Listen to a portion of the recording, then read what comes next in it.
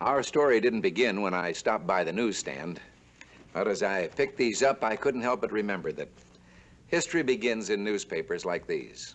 Today's news is tomorrow's past, and there's history behind the great American newspapers, too. For instance, there's the story of a man who wanted to put out the first newspaper in Denver, Colorado, way back in 1859. Actually, it's the fascinating true story of a woman history has forgotten. A woman who helped her husband win the race at Cherry Creek.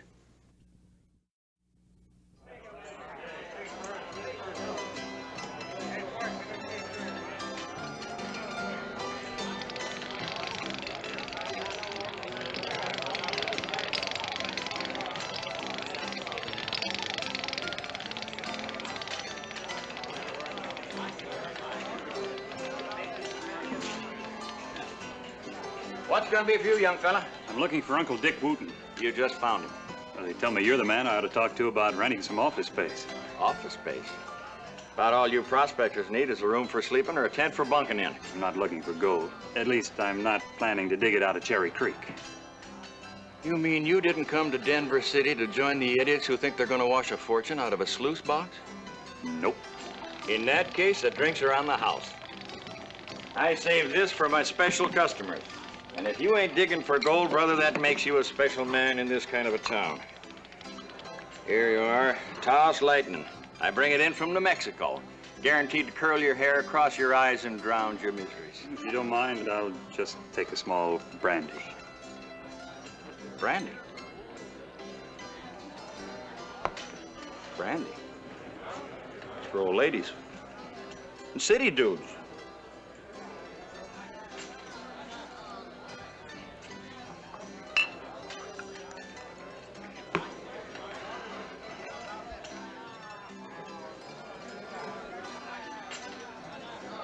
What's your name? Byers. William Byers. Glad to know you, Mr. Byers. Now tell me, now just why would you need some office space? Well, I plan on starting a newspaper. First in Colorado. That's the second time this week somebody said that. Second time? Yeah. 3 or 4 days ago, a fella named Mary came into town looking for a building to rent. Now, he said he was going to be the first one to put out a paper in Colorado. No. Yep. Of course, he hasn't got his printing press in order yet. Tell you what, Mr. Byers, I got a couple rooms upstairs. Now, they're not exactly what you'd call an office, but it's the best you're going to get in Denver City. Well, I can't go too high on that rent. Oh, kind of short of the wherewithal, huh? Well, I got my press and type back in Omaha, and a deal that left me kind of short of ready cash. You look reliable to me. Here you are. Entrance is on the outside. You won't lose by this, Mr. Wooten. Oh, I'll try not to. Now, finish your brandy, unless you change your mind.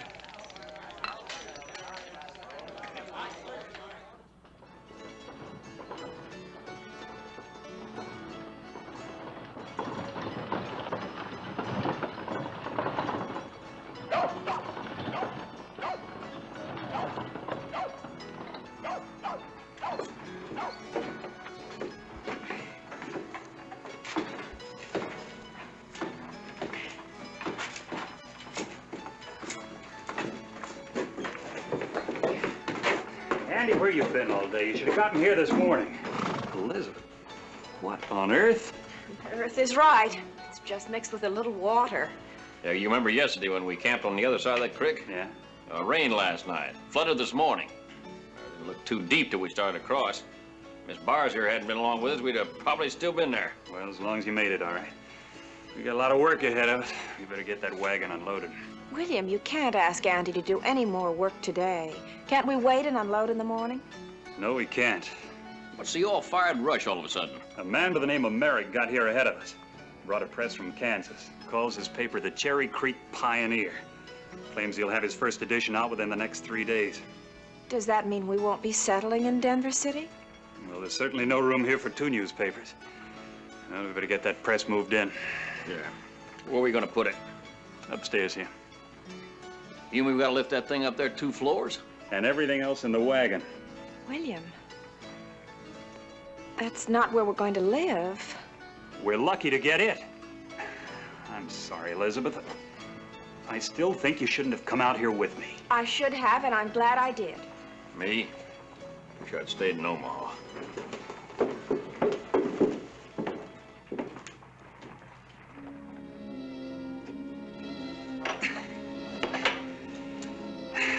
Grab yourself some sleep. You can clean her up in the morning. Yeah. Well, I still say I wish I'd stayed in Omaha.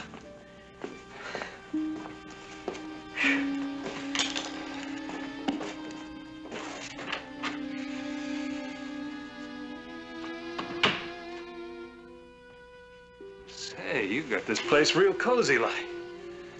William, we're not going to have to move on again, are we? Not if I can help it. So terribly important for both of us. We could settle down here, build a house, and raise a family, and be somebody. Honey, you sure do expect a lot from a man that never even put out a newspaper before. But you can do it if you'll just stick with it and not decide you want to try something else again. You are a wonder, Elizabeth. Keeping all these things. Saving them all this time. For our home, when we have one. That may be a long time yet. I'll wait. I'll tell you this, Elizabeth.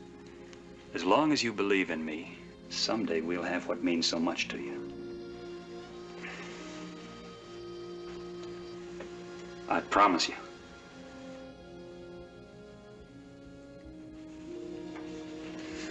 That mud and water sure didn't do the press much good. Yeah. I ought to take her apart and grease every joint, bolt, and lever in it. Otherwise, she may rust up on us.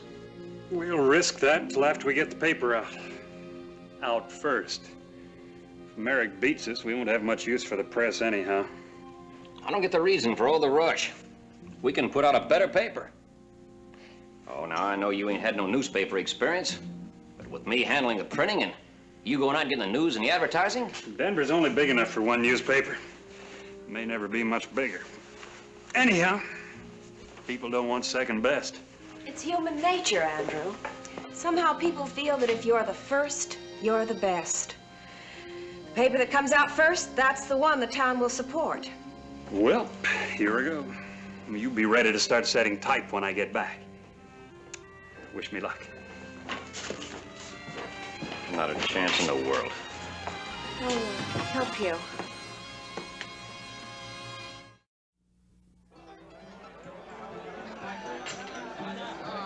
How's your luck, boys?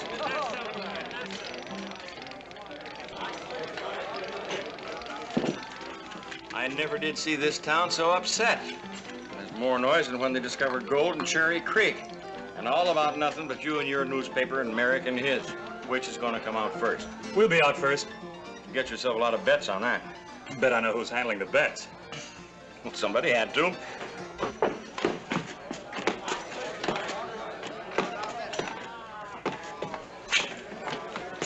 I got $20 in dust says Merrick will win. What kind of odds am I getting? Ain't none. Even money all around, Hank. Okay, I still say Merrick will beat that Nebraska fellow. That's encouraging. That could be. You got just about as many on your side as Merrick has on his so far. Wait a minute. I've been running his way the last few hours, but here. You got about 2,000 for you, and he's got just around 3,000 for him. That doesn't include the pool. What pool?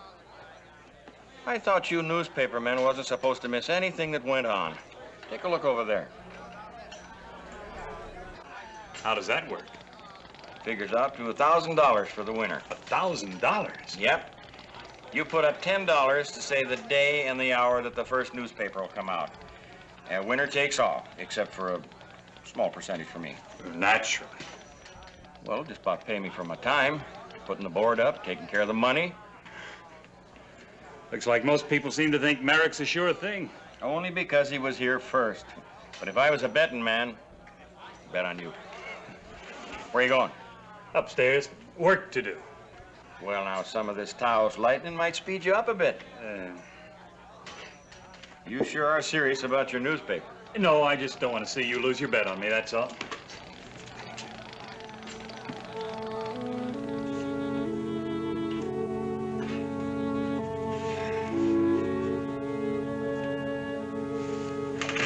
That's about the best I can do, Andy.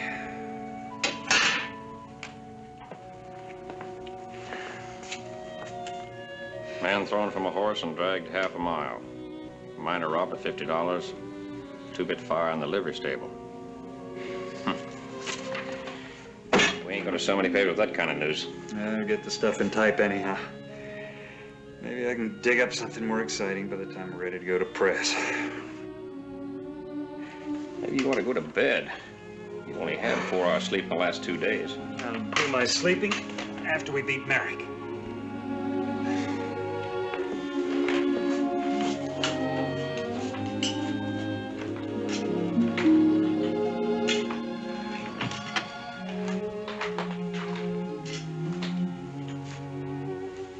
I wouldn't wake him if I was you.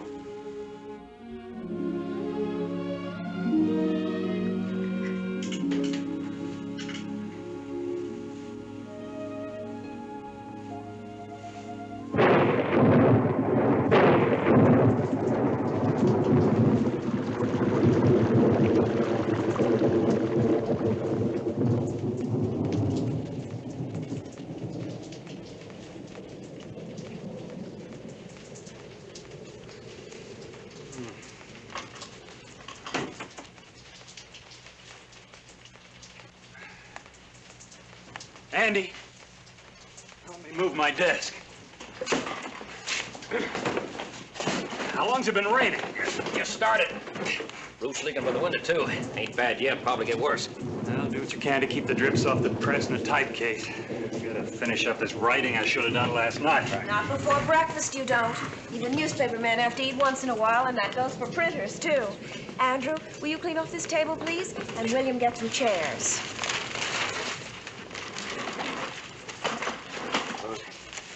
Those eggs sure do look good, ma'am. I'm real hungry. Now sit down. It won't stay hot all day.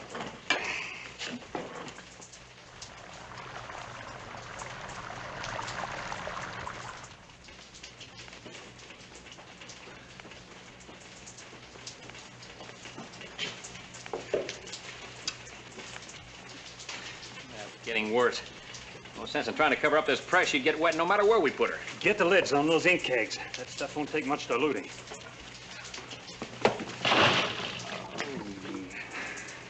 William, can't you and Andy get up on the roof and nail boards over the leaks? We'd have to put on a whole new roof. Well, there must be something we can do. William, if there was a tent over the press, then you and Andy could work under it. A tent? Indoors? Well, why not if it'll keep the water off of the press? Fine idea. It's a real fine idea. Except we ain't got no tent, and there's no tent for sale in Denver, not for love nor money. We can take the canvas top off the wagon, spread it on the roof. Yes. You set 1 foot on that roof and you'll drop right through. We'll rig the canvas inside here. It won't work. We're going to try it anyway. Come on. In case I never told you before, I don't know what I'd do without you. I sure hope I never have to find out. Let's get that tarpaulin off the wagon.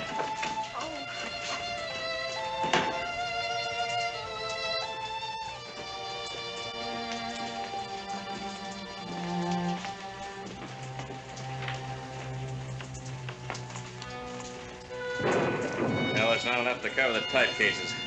I told you it wouldn't work.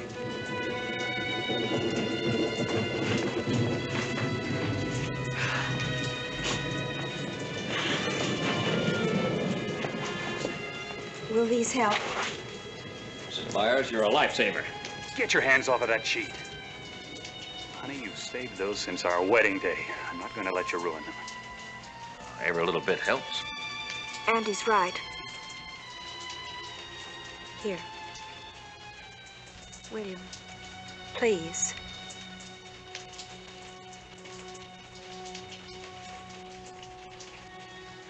Well, let's not all stand here and drown in the flood.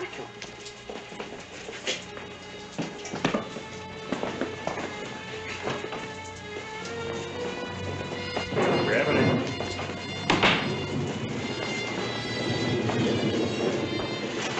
Well, how the hole did we get the first edition off the press? How much newsprint do we have left? I'd say enough for about 400 or 500 copies. The ink? Yeah, one's half water. The other one's all right, though, so far. How about the type? Well, It's gonna take me a while to draw that off. Come in. Oh. Come in. I just thought I'd come up and see what was going on. Flapping catfish fins. What's this? Haven't you ever seen a tent before? Never saw anything like this. What's it for? To keep a 1,000-pound printing plant from floating right out of the sieve you rented to us. Well, I never said satisfaction was guaranteed. I suppose you came to see how far behind we are. And now you'll probably go over to Mr. Merrick and give him the good news. Elizabeth. Well, you can tell Mr. Merrick that nothing is going to stop my husband. Not rain, nor flood, nor fire.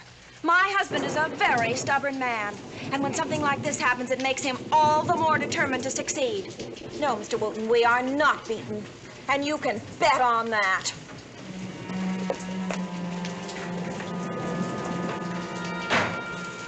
No, I'd say she seems a mite upset. She's got a right to be.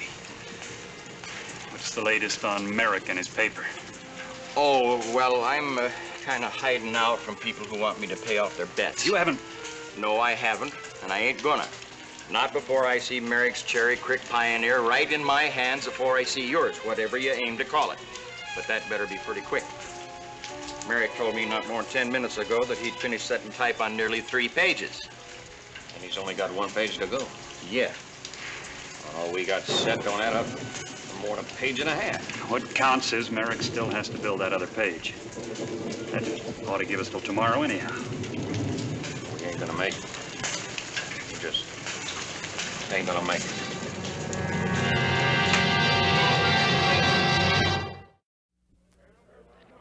Here's 100 on Merrick, 8:30 tonight.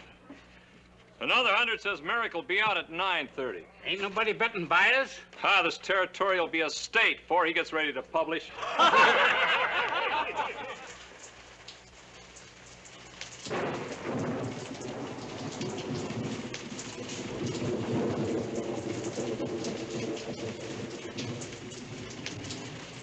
Sorry, Elizabeth. I always leap before I look.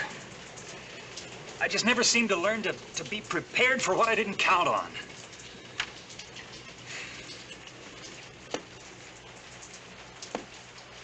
Wait a minute. William, you are prepared. Don't you remember, Andy set 2 pages of type before we left Omaha. What good is that in Denver? It would fill the rest of the paper. 2 pages of it, 2 months old. It's something to read, and it would be new to people here. William, you're like a politician in a way. No matter how much good a candidate wants to do, he can't do anything unless he gets elected. You can't do things for Denver and Colorado and the West unless you get our paper out first. Andy, do we still have that type? Yeah, it's locked up on the forms out in the wagon. Then get those forms up here. We'll use the Nebraska stuff on 3 and 4. Put what local stories we've got on page 1. Use page 2 for editorial statement of policy, whatever else we've got. Come on, Andy, get those forms up here. Hurry.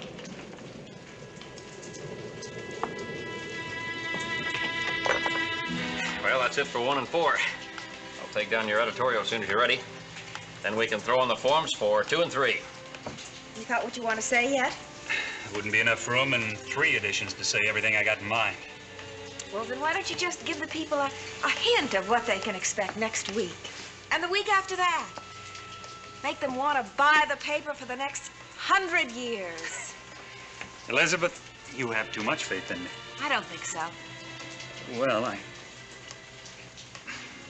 I'd like to tell them what I think the future holds for this part of the country. And that this paper plans to help guide that destiny whatever way it can. William, why don't you tell it to Andy and let him write it down? I'm ready. Let's see. With our hat in our hand and our best bow, we this week make our first appearance in the far west, where the snowy mountains look down upon us. Let's see, look down upon us. In the hottest summer days, as well as in the winter's cold. Not bad. You got that, Andy? And it's cold. Got it.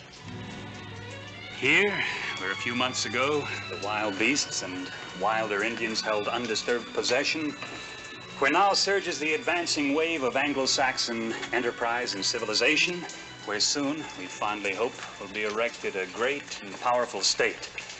Another empire in a sisterhood of empires. Our course is marked out. We will follow it with steadfast and fixed determination.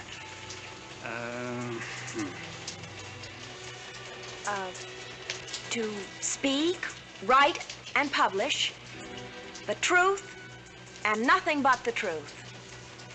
Fondly looking forward to a long and pleasant acquaintance with our readers, hoping to act our part, we send forth to the world this first number of the Rocky Mountain News. Put it in type, Andy.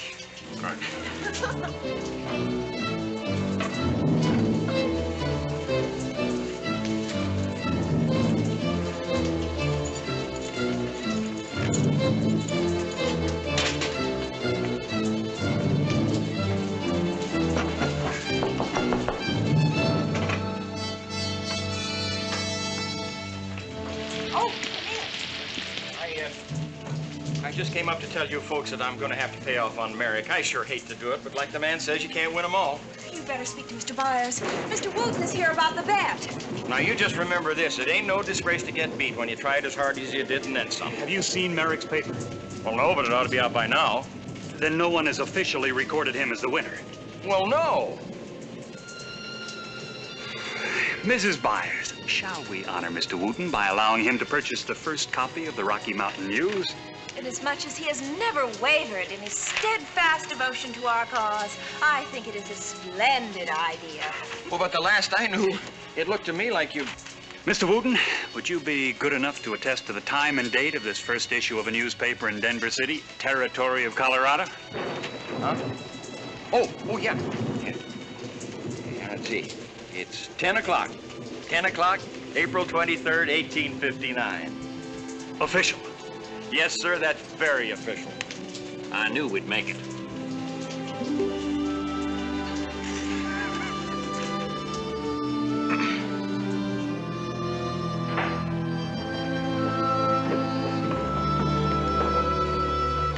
Good morning. Good morning. Looks like I got here just in time. I hope this is what you wanted. It's the best there was in Colorado. Made in Mexico, came up through Santa Fe.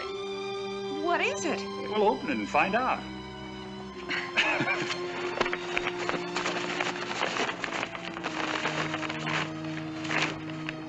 Oh, William.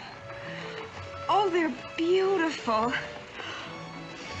Oh, but you shouldn't have. I should have, and that's just the start. And now shall we go find that house to put them in?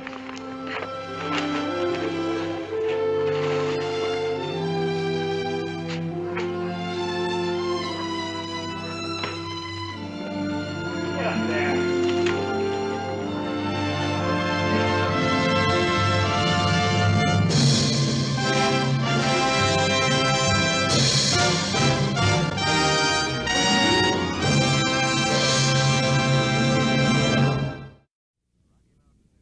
The Rocky Mountain News. First newspaper in Denver, and for more than 100 years, one of the great newspapers in the United States.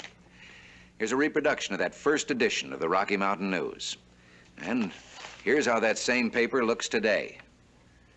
And it all began with a woman who knew what she wanted. What every woman wants. A home of her own. Next week, another true drama from our American past. See you then.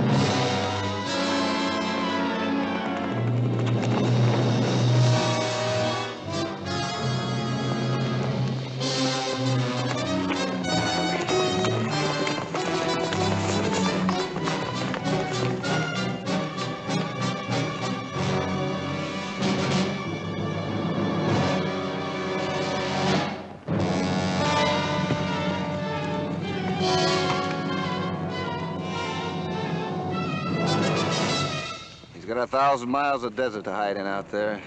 We'll never find him. Go find him.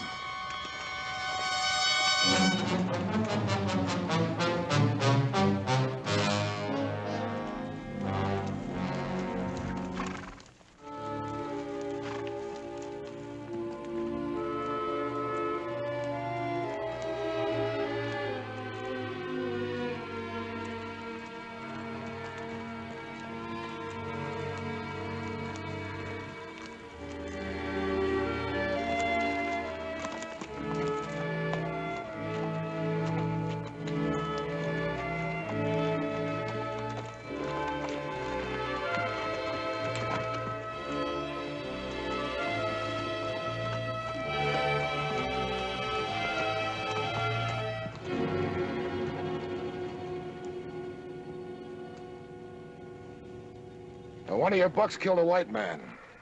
I reckon you know what that means. You've got 2 days, savvy? 2 days. Burgess, Yeah. you asked them to go after that killer themselves? Yeah, that's the way we do it around here. We call it the home rule. The law says a legally appointed posse ought to go after him. Yeah. Where you from, Lundy? Up north. Let me give you a fast education. You've been out in the desert. If we go after that boy, all we'll get is a heat stroke, a bad case of the dries, or maybe a bullet in the back like that mail rider. I doubt if we get the boy. I'll lead a posse after him. No, you won't, Lundy. We got a system. It's plain and simple and works every time. They go after the boy themselves. That saves us the cost of a posse, a trial, and a rope. I'm gonna help you out, Chief. I know that boy. You work for me. His name is Joe Waluki. You're giving them 2 days to find him. They can do it. And if they don't, Then we got us a village to burn. Every stick, every piece of string. And so much the worse for anything that gets caught in the flame. Day after tomorrow, sunset. Savvy? We'll be back.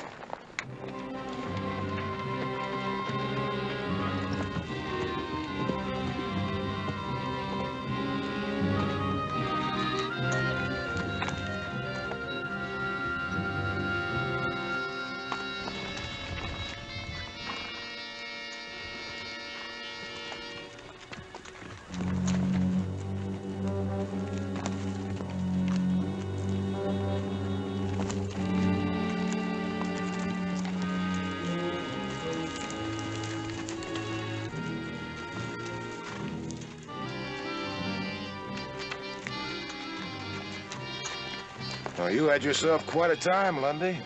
Look real good in front of the Paiute. Now, I reckon as how you feel, that's your business.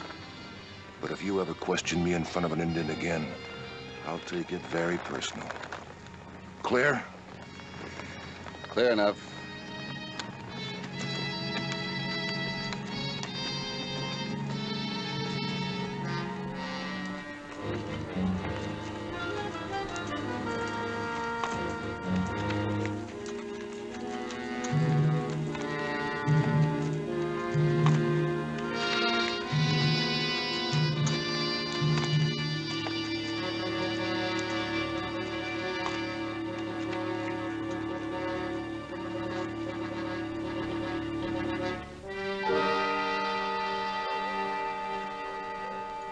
Nick, Well, I heard what happened. You must not go. you think I want to? Then don't. The white men would like nothing better. An excuse to burn down the village. It would be a small loss. Nick, the law says that a man should be tried for his crime. If our mother's brother killed a man, let them take him up for trial in the court. The law is for white men, not Paiute. Then let somebody else go, not you. You think me a coward. No, Nick. In the days of our father and our father's father, when there were no white men in the land, it was in the way it was done. When a life must be taken, it must be taken without stain, without anger, with regret. by a blood relative. It falls on me. Nick, it's the old ways that are slowly killing us off. We hunt in the old way, we kill in the old way, and we die in the old way. We must change if we are to live. Ask the chief to send somebody else. I'm a Paiute. And I will live or die in the Paiute way. Nick. You think I want to kill my mother's brother? For killing a white man? I know how he felt when he saw the white man in his sights. We are like the dirt they ride on. Lower than the pigs that fill their bellies with. For me, I say that the death of a white man should not make a Paiute mourn. But the life of this village is at stake. And I will do what I must do.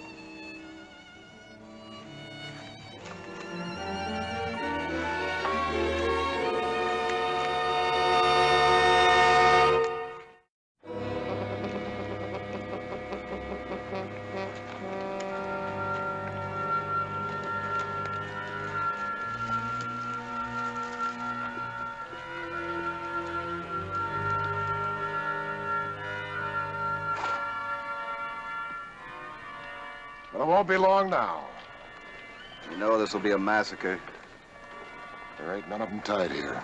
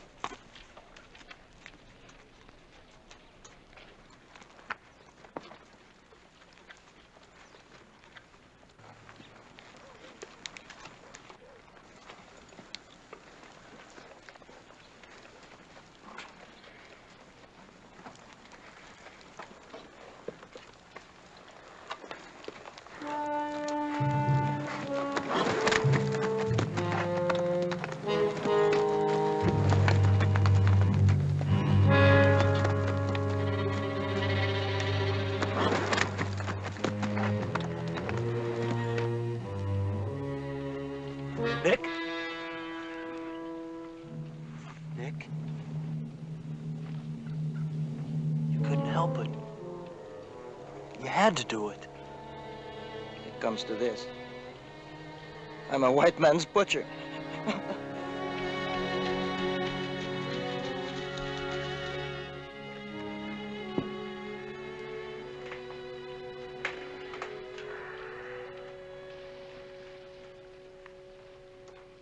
What's wrong with you, Lundy? I know you need a cup of cheer. Hey, give him a drink, barkeep. Hey, what's the matter, Lundy? Ain't my money any good? What do you want, Burgess?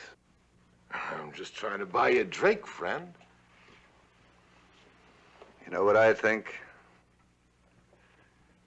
I think you're kind of disappointed that you didn't start that bonfire today. It don't make no difference. I'm gonna get around to it sooner or later.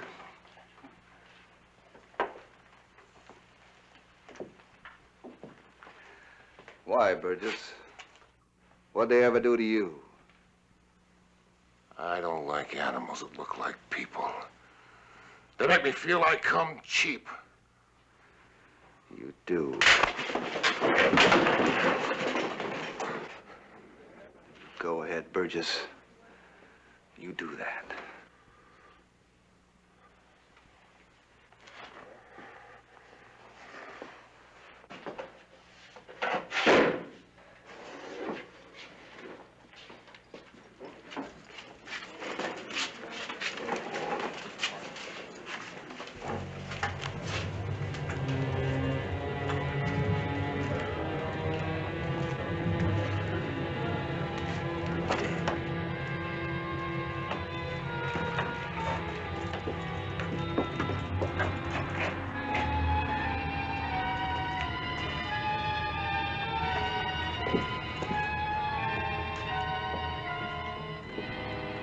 you doing here? You could talk. What do you want? Get on back to your village.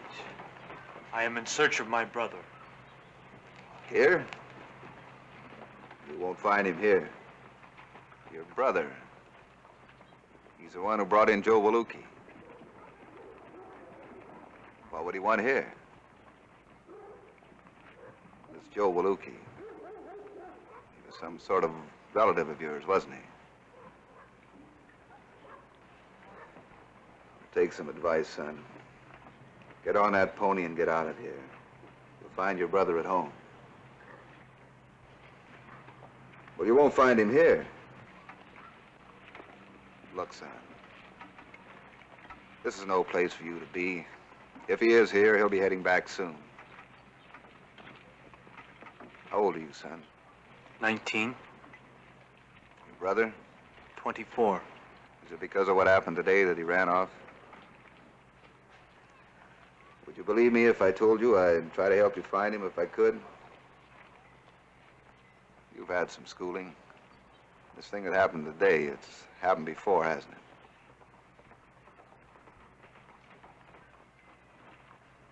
I'm sorry. Oh, you don't believe that. But it would be good for you to know that all white men are not that way. And I'm going to do my best to see that it doesn't happen again. Liar. You were there today, in the village with the others. What did you do when the torches were lit? What would you have done if they had burned the village? Because you did not hold a torch, do you think you do not share the guilt for what my brother was made to do? You are as guilty as the rest.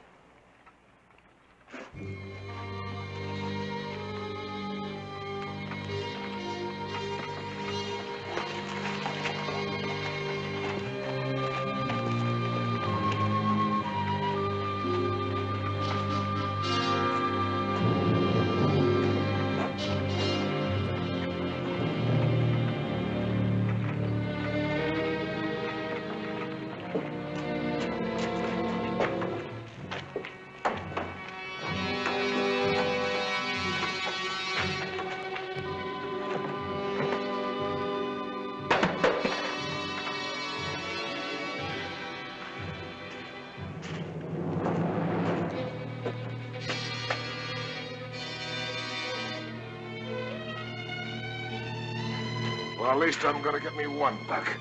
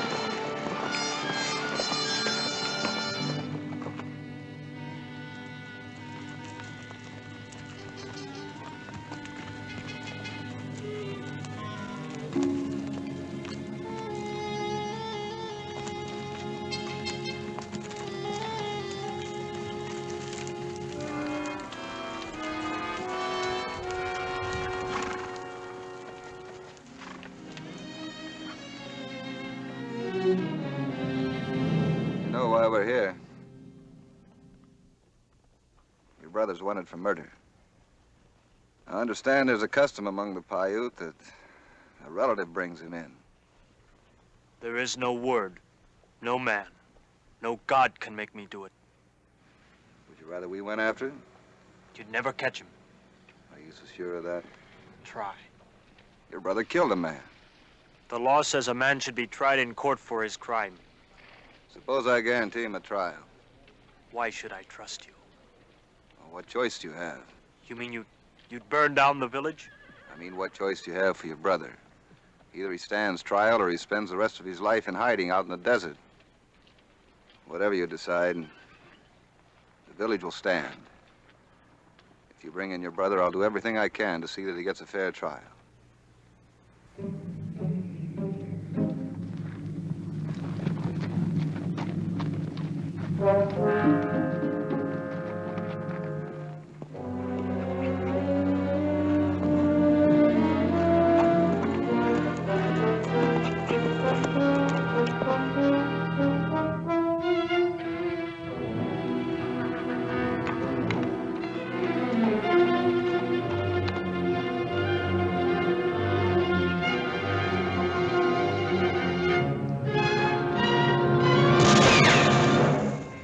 Nick!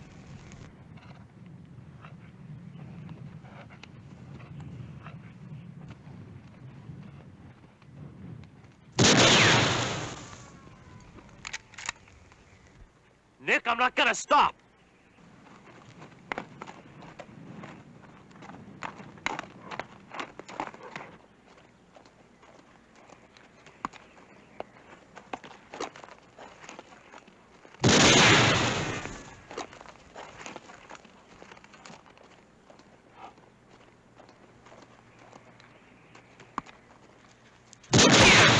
Steve, I swear to you by our father, if you come any closer, I will kill you. I have no gun, Nick. You expect to take me in without one? I want you to come in by yourself. Why? Will the white men destroy the village if I do not? Let the village fight them. They've promised you a trial, Nick. They will have to take me first. You killed a man, Nick. Some account must be taken of this. He deserved to die. Tell them that in court. What chance would an Indian have in a white man's court? Well, come in with me and see. No. Nick, I'm gonna try to take you in. If you're gonna kill me, shoot.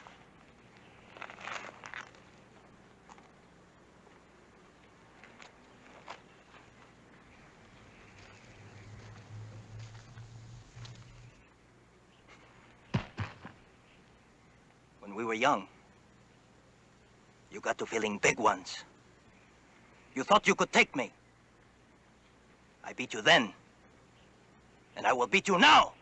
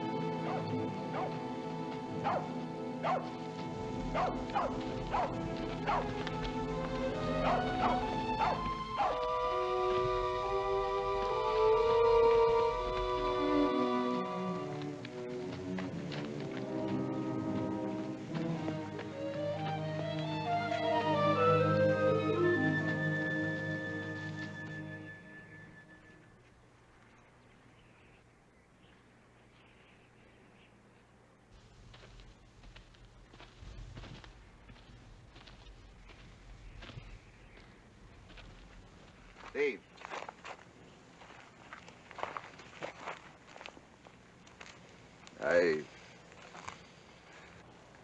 I didn't mean for this to happen.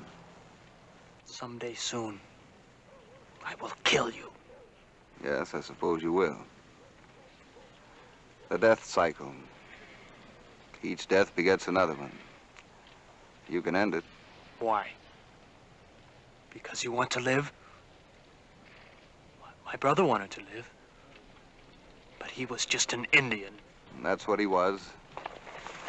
A man gets what he asks for. That's all he wanted to be. You can be something more. No! Yes. There are places to go.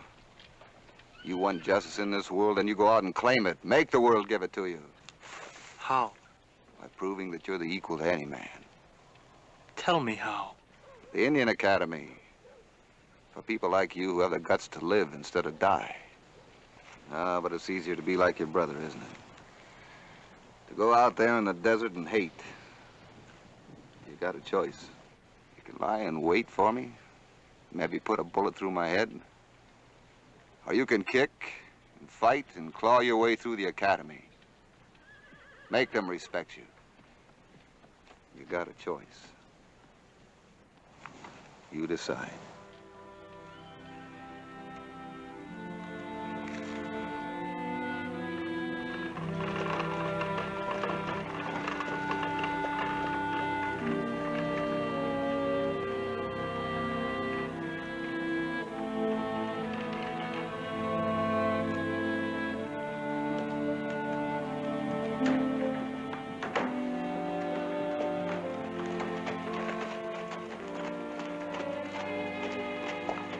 I will go to the white man's school.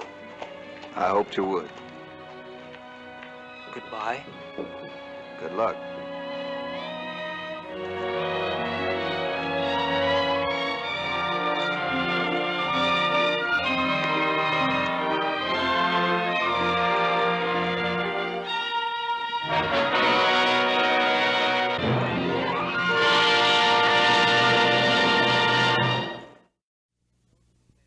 And so two men from two different worlds found a common understanding and brought an end to a barbaric custom.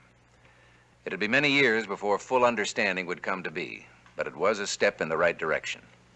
Next week, another true story of the Old West.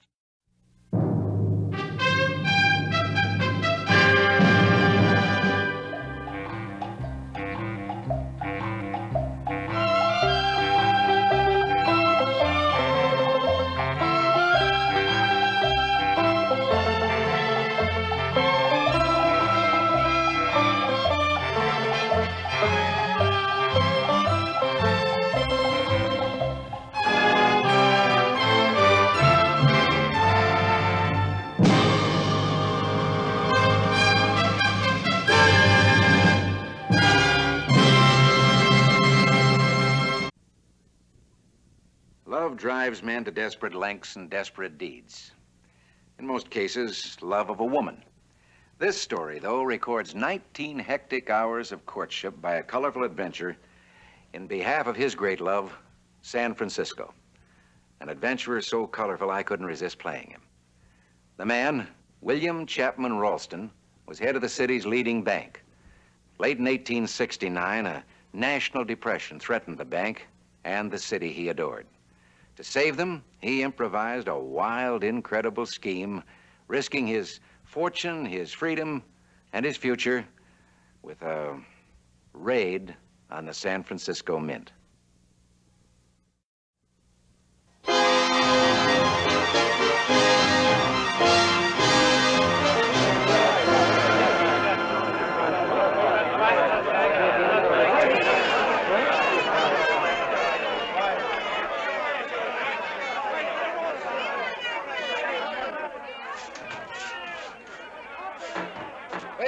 Wait a minute. This is San Francisco. We don't shut doors in people's faces. Open it up. Would you get me a chair, please? Go on, open it up. Those people out there are my friends. Thank you.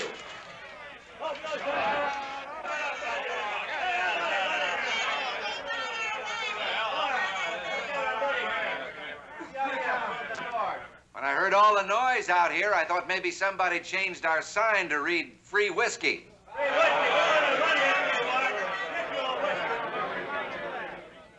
figured if they had, I wanted to be sure I got my share.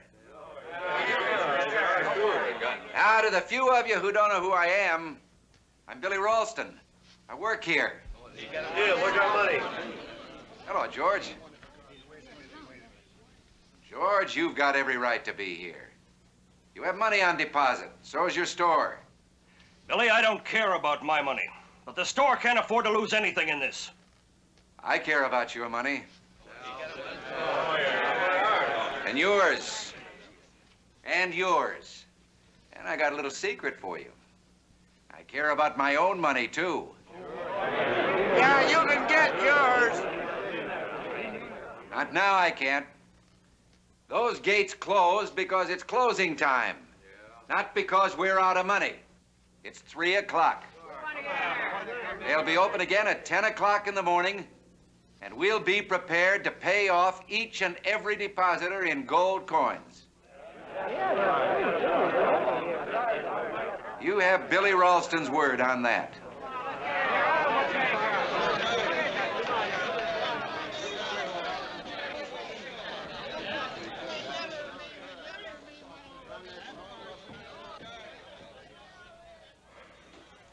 Maurice, you're chief cashier, not a pallbearer. But, Mr. Ralston, this is all the cash we have. There's nothing left in the vault, just those bars of gold bullion. Well, Mr. Dory, there's nothing to worry about as long as we have the bullion. Right up California Street is the mint with millions of dollars in gold coins. Now, all we have to do is persuade General Bradley to make the exchange. But suppose President Grant refuses again. Suppose he never got that telegram you sent him this morning. Maurice, I've told you 100 times, there are always ways of getting things done. Providing you think fast enough. Mr. Ralston, Mr. Harpending's here, and he's frantic. Well, Stephen, don't fret. Mr. Harpending was born frantic. Has Barry rejoice? Well, the Lord arranged for you to be born in San Francisco, didn't he? What a city. What other place on earth could a banker be sitting on $1 million in gold bullion and have even his own stockholders afraid he's bankrupt? Have a cigar. You know I don't smoke. Well, try one anyway. It'll make you look prosperous. Maybe I'll lend you a fortune. You've lent too many fortunes already. That's why the bank's in trouble. Oh, no one can be in trouble when the wine is chilled. Billy. Please, Billy, listen to me. Go ahead. For your information, shares in all Comstock mines hit new lows on the exchange today. And the crews building the Central Pacific had to quit because of a blizzard. Everything you put the bank's money into is turning sour. Asbury, don't you think it's a little late for me to learn to cry? If I could, I'd be doing it now. The White House just turned us down again. Try this. It's a delightful wine. But, Billy... Washington still plans on sending the gold coins around the country to give people confidence in paper money. But that mob, you promised you'd open in the morning. We will. We've got to. If we don't, every bank in the city will go under.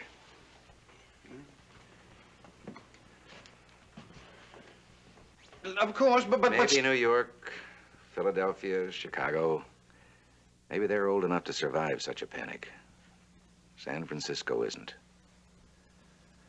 And I won't let San Francisco die. Well, may that be the last time today that I feel important enough to utter a noble sentiment. I disagreed with General Bradley when he said the president wouldn't approve. I suppose now I should serve steak for him tonight and crow for me. And with his inflated vanity, he's got to keep reminding you that he was right.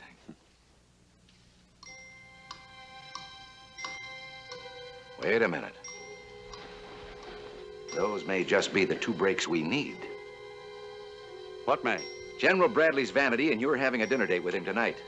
Now, if we can get just one more break. You're cooking up one of your crazy schemes, I know. That's the only time you ever get excited. Of course I'm excited. Just one more break. If the president didn't send General Bradley a copy of his wire to me, we've still got a chance. I'm sure you wouldn't care to explain. I can't. I've got to work this out as I go along. But don't you make any plans for tonight. I may need you.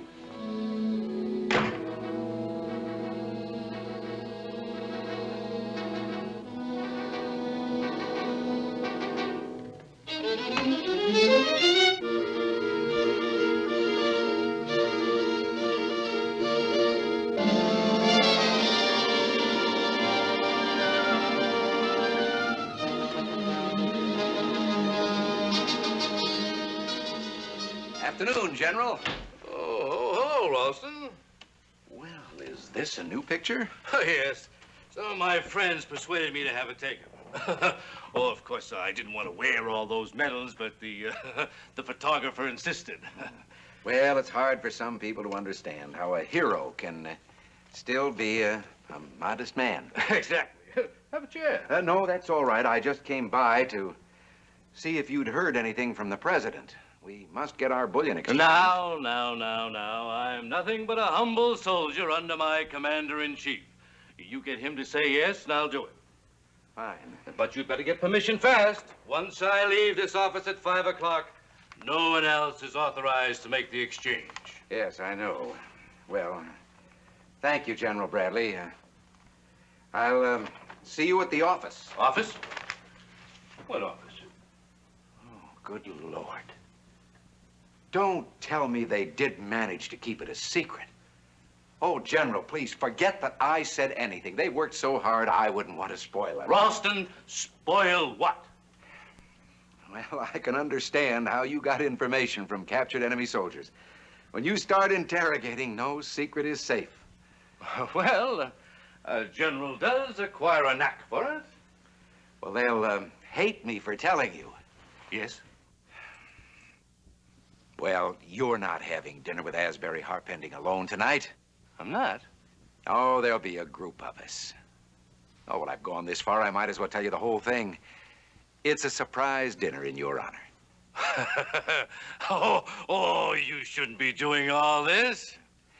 Asbury's coming by at 5 o'clock to Shanghai you. Huh? Well, we're having a drink at my office first. Well, I'm glad you all understand and appreciate the contributions I've tried to make to our fair city. Yeah, we do, and, well, now that I've blurted out everything I know, I'd better be leaving.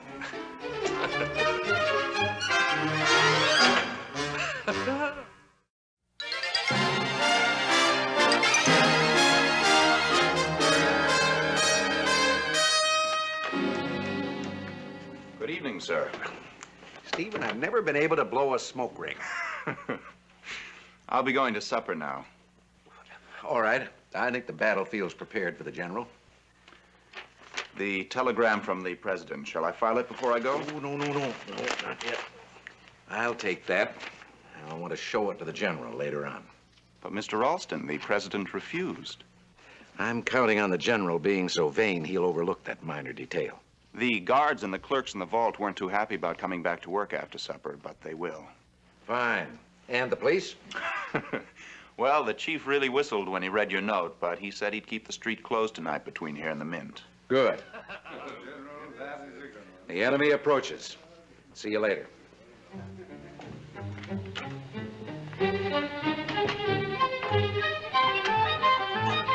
Well, here we are, Billy. Welcome. I heard you coming, so I started to get ready. Oh, none for me now. I'll go tell the others that the general's here. Hey, you know where they are? Yes, of course. How many are coming? Oh, now, General, don't force me to tell you all our secrets. Oh, thank you.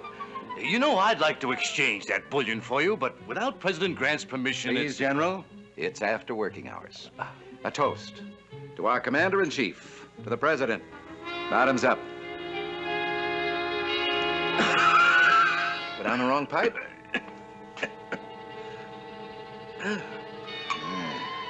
Now we'll drink a toast. The Commander-in-Chief under whose service you so ably won those glorious medals. To Abraham Lincoln, bottoms up.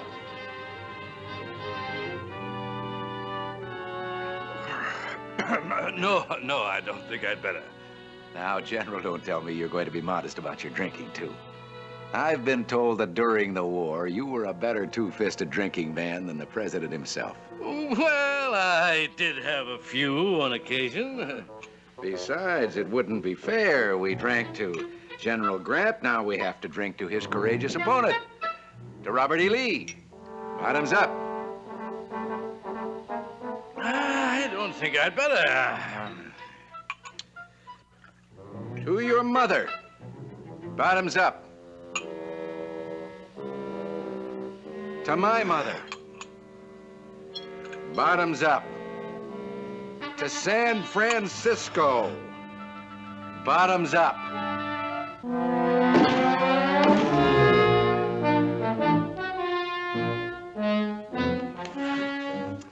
Billy, we'll go to jail for this. Getting a man drunk? If that was a crime in San Francisco, we'd all need bail money. He'll be quiet till midnight. That's all we need. I don't mean to be over-curious, but would you please tell me what you're planning to do now?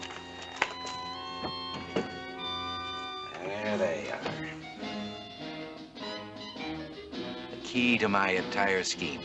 We'll get our $1 million. That is, unless he's got another pair.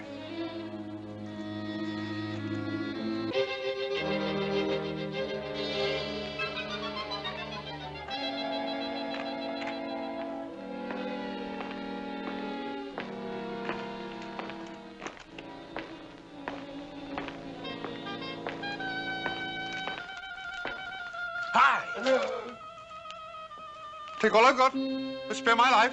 Oh, Mr. Harpending, it's me, Maurice Dory. Does Ralston insist that everybody at this bank frighten the stockholders? I'm sorry, sir. By any ridiculous coincidence, do you know why we're here? Mr. Ralston said be at the side entrance at midnight in old clothes. Ah! Insane! Absolutely insane! I have half a mind to...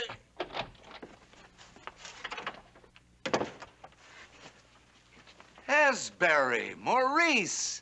Well, imagine running into you at this hour. I must say that... Billy, what is this? Didn't you tell us to meet you? Thanks for showing up. Follow me.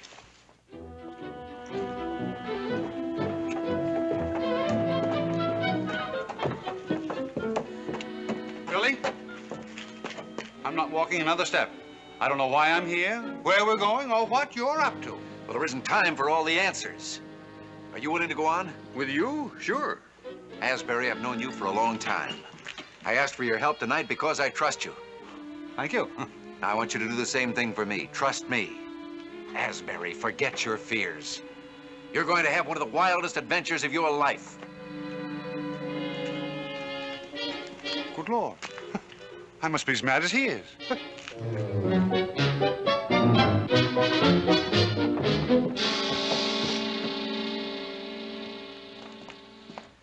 Well, here we are. Billy! That's all perfectly logical, Asbury. If I want bread, I go to a bakery. When I want gold coins, I come here. But you don't think I'm going to help raid the United States Mint? Oh, certainly not. I'm going in alone. In heaven's name, why'd you bring us? Well, $1 million in gold coins weighs about 5 tons. I'd have to make too many trips alone without your help. Sir, the men on duty can't do any business without General Bradley. Yes, well, I think General Bradley's inside, sleeping like a baby. An alcoholic baby. This is the most brazen robbery I ever heard. Asbury, up till now, I haven't stolen anything except a pair of General Bradley's glasses. I never saw him wear any glasses. No one else did. They're a sign of age, like those gray hairs he keeps covering up with boot polish. Well, I'm sorry, sir, but I just don't understand what General Bradley's glasses have to do with getting coins. Well, I'm gambling everything that he can't even read a telegram without them and is too vain to admit it. We'll know in a few minutes.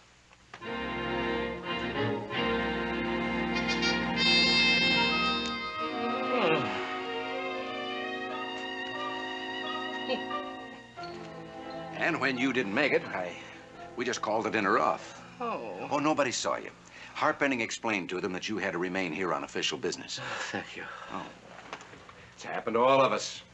Oh. This help? I guess not.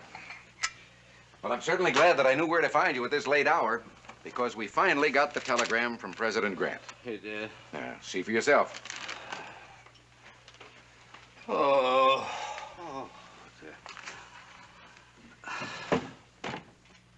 Looking for something? Oh, no. Well, you can't get much more official than that. A telegram right from the White House and signed by the president himself. Well, it's good enough for me. Wonderful. Now you just bring your wagon load of bullion around in the morning. In the morning? General, I can't wait. Everybody will see us moving the gold. They'll know that we're short of gold coins, and they won't take paper money. You know that. Yes, but there's only a handful of men on night duty, and I'll haul it myself in small bags, cartons, anything, but I've got to have that $1 million. Please.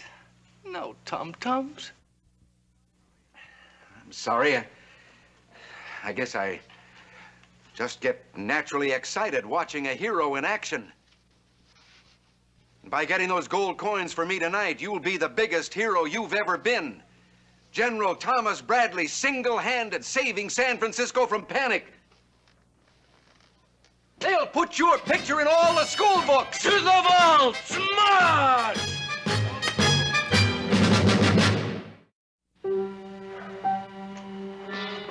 Here he comes.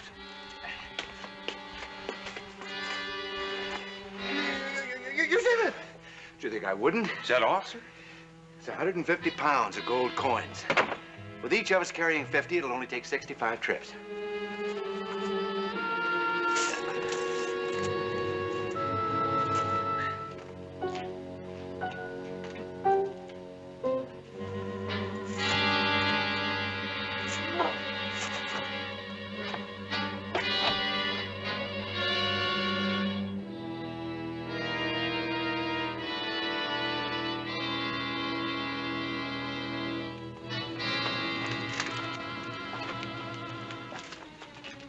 Can't see him yet, but bring it out.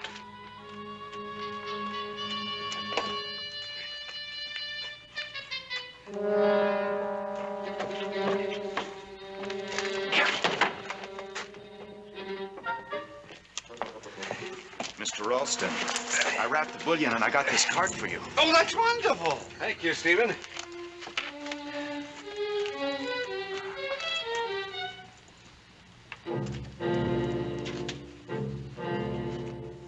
We'll carry it, Stephen.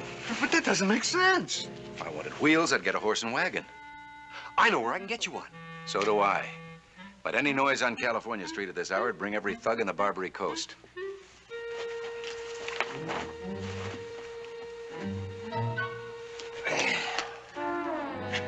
Cheer up, Asbury. We only have to move 5 tons.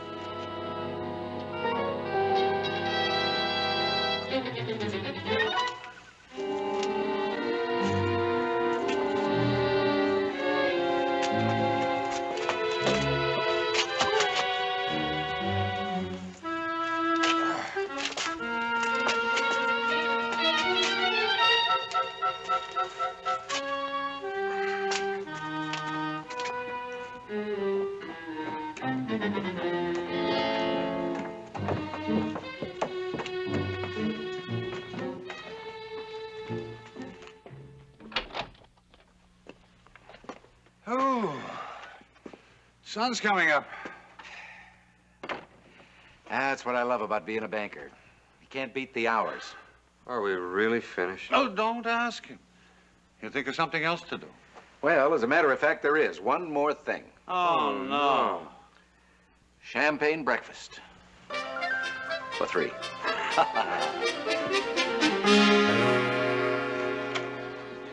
We're all set, Mr. Ralston. Good. I think I'll come out and watch the stampede myself. I just hope that money holds out. Maurice, that was gold we were hauling all last night. I know, sir. But... $1 million worth. Well, I worked in a bank once where they had it run. And you know, if those big commercial depositors begin closing out their accounts of $50,000 to $100,000 apiece, that $1 million isn't going to last very long. One night with Asbury harpending, and you've learned to worry. Oh, I know, sir, but... There are commercial depositors outside in that mob, and they get just as frightened about their money as anyone else. But they're people. So our little show will work on them, too. I hope.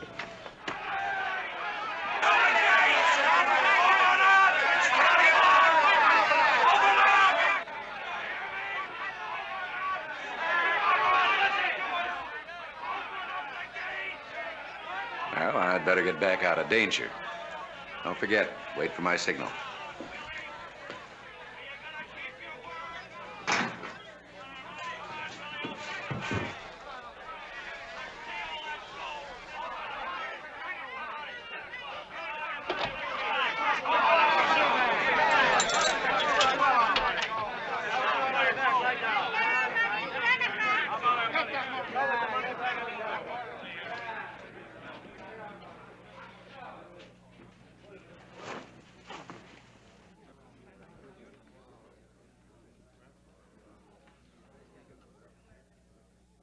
Billy, that real money there?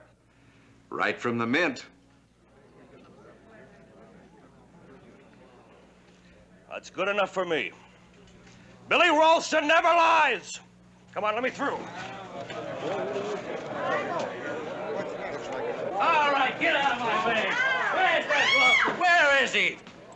Well, morning, General. Now, don't tell me you never lie, because I'm having you arrested for lying. That telegram you showed me in the office said no. Oh, but I never told you it said yes. I told you it came from President Grant, and that was true. Why, you... General, I found these in my pocket this morning. I know you don't need them for reading, but I thought they might have sentimental.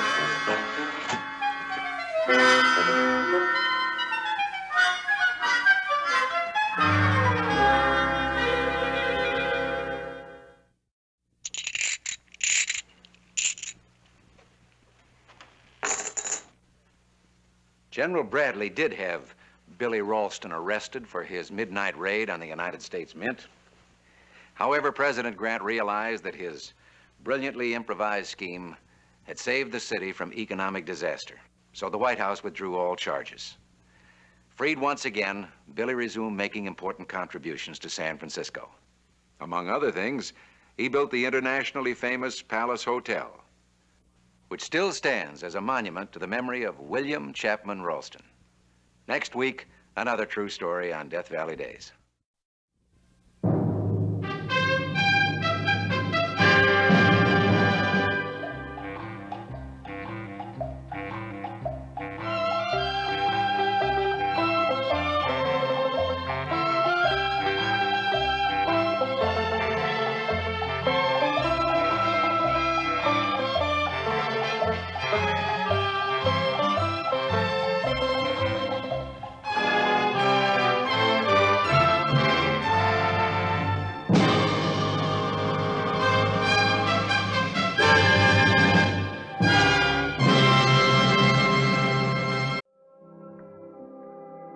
It took a big man to carve an empire out of the wilderness, and Long John Warner was tall enough for his task. His ranch covered the whole California Valley that is now known as San Jose. But in 1851, it suddenly became the Valley of Danger.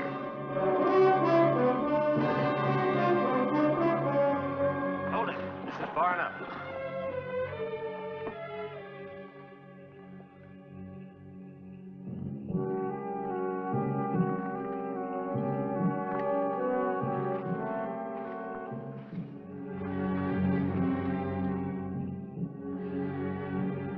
All right, go.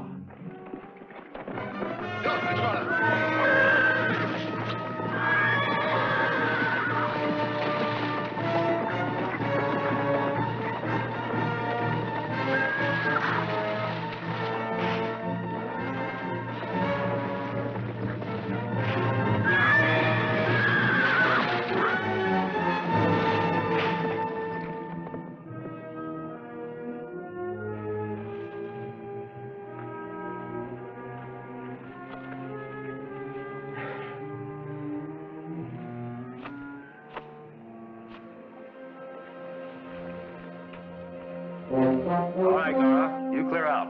I'll get in touch with you as soon as I can. I'll be waiting for you.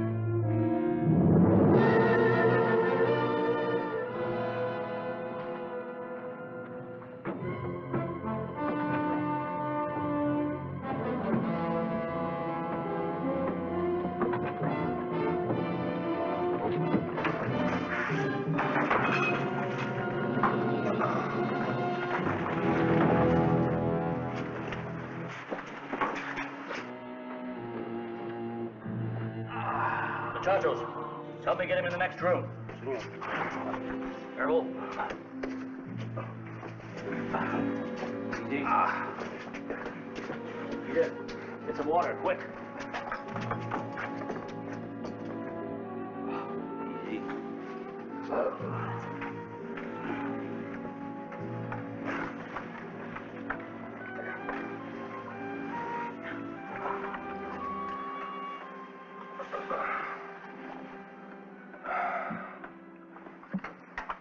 Take it easy. Too much too soon.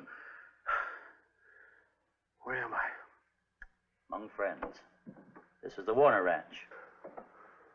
Warner? I'm John Warner. This is my wife, Anita. William Marshall. What happened to you, Marshall? Indians jumped me. Indians? Were you traveling alone? I was headed east. Left my ship in San Diego. While I was out running them, saddle slipped. Horse dragged me. It must have been Gara and some of his braves. Gara? He's the chief of one of the tribes in the valley. Claims this ranch was stolen from him. Always stirring up trouble. But that's enough talk for now. What you need is rest.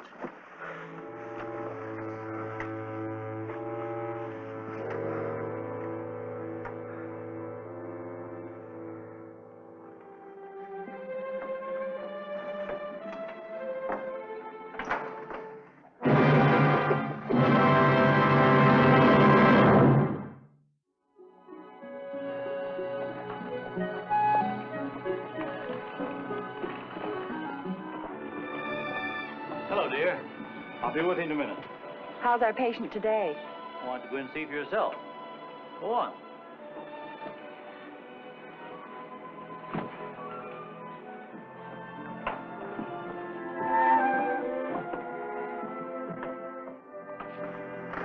Mr. Marshall, Hello there, Mrs. Warner. I didn't expect to see you up and about so soon. Well, 2 days rest is like a month's vacation to a sailor, ma'am. Oh, I think you are much more than you appear, senor. What do you mean? You seem so at home in a trading post. A sailor does not know such things. Well, this sailor does. Before I went to sea, I worked in my father's store in Providence. Did you hear that, Juan? Senor Marshall is a storekeeper. Do you suppose that we could... Hire him? I already have. You're going to run the trading post for us. Oh, Juan, you've needed help here so badly. Senor Marshall, you don't know how happy that makes me. Well, I'm right glad that you are, ma'am. Well, we'd better get home to dinner, my dear. Won't you join us, Senor Marshall? Sure, why not? Well, I'd like to, really would, but I'm going to stay here and get everything shipshape.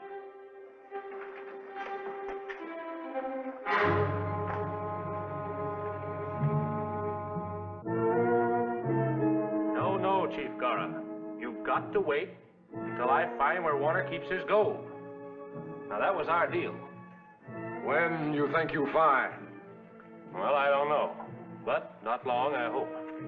But he may have hidden it anywhere in his 44,000 acres. Thy braves grow restless. They are eager to get back their sacred hot springs. And you will get it. I promise you. Together with all of Warner's cattle for good interest. But there will be no attack until I give the word. Besides, you wouldn't have a chance until his vaqueros are away on the roundup. When they go? Week or two, I understand. All right. I wait that long. No more.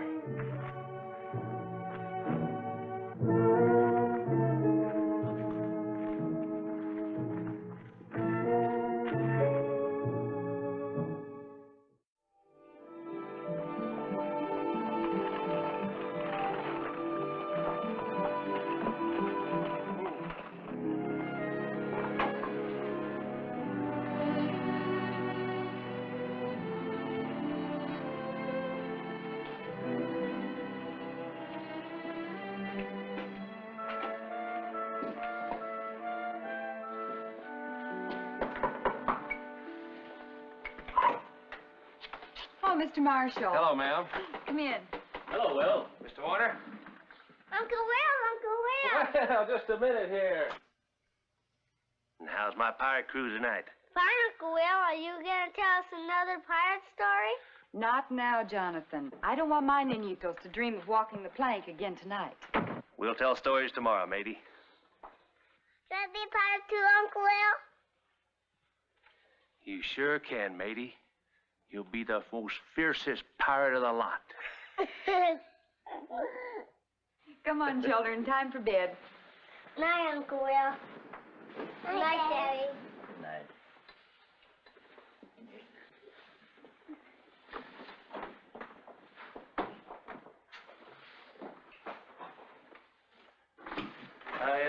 brought some supplies Mrs. Warner needed. Oh, thanks, Will. How are things at the trading post? Well, we had a big day today.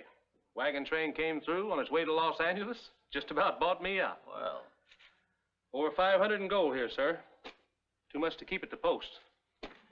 Will, you're doing a fine job. I'm glad I've got someone I can trust. Well, I was just trying to pay you back. The only way I know how, for all you've done for me. Modest, too.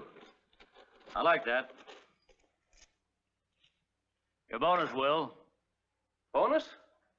5% of the take from now on. I don't know what to say. Well, I'm the one who should say it. Thanks.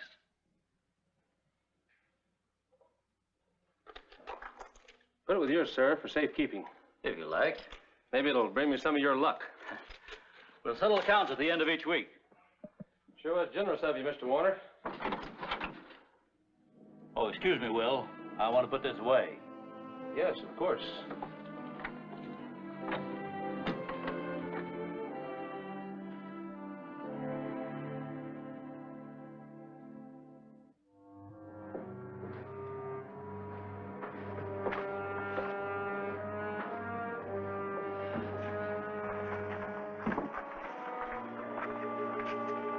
Well, what do you want? Come from Chief Gara. What does he want? Gara wait no more. Him say too many moons pass. One fight, one Largo now. You tell your Chief Gara he's got to wait till I find Warner's gold. Understand? No.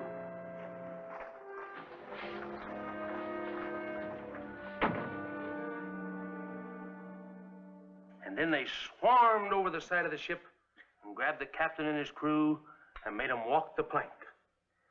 And then they took all the gold and divided it up. What's that? Pieces of 8, matey. And I'm going to divide them among my pirate crew right now. Gee, thanks, Uncle Will. Now we've got to find a safe place to hide our treasure, so we each know where it is. I could put them under my pillow. We could hide it with my dolly. Now, that's not so good. Why don't we put it where your father keeps his gold? Yeah, let's. It'll be safe there, I guess. Where does he keep it? I don't know. Do you, sis? I don't know. Well, now one of us must find out, and the one who learns first will be the new pirate captain. But remember, this is our big secret. No one must find out. Not even your father. That's a pirate's oath. A pirate's oath. A pirate's oath.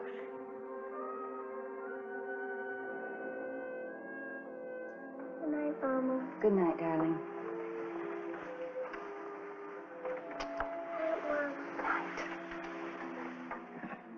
Sweet dreams, my darlings. Mama. Yes, dear? Where does Daddy hide his gold? Hide it? I've never known you to ask such a question, Juanito. Oh, I just wanted to know.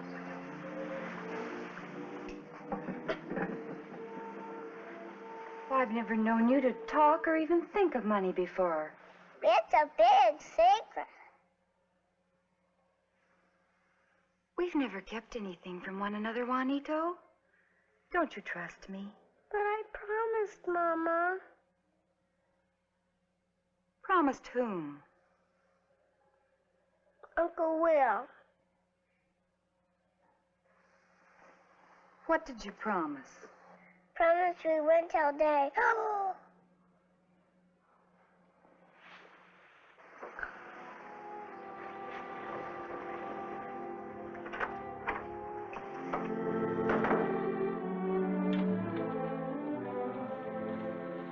Juan, Yes, dear. we have a thief in our house. What? William Marshall. He's going to rob you. Oh, no, Carita. You're wrong. Will's had plenty of chances to rob me at the post. He's a good man. Then why does he ask our children to find out where you keep your money and tell him? They told you this? Yes. Well, you know how little ones are, Anita. Full of imagination. I trust Will completely. Sometimes one can be too trusting, Juan. Well, life wouldn't be worth much without trust and faith, Clarita. Nevertheless, I feel this man means great harm to us. You've been listening to too many of Will's pirate stories.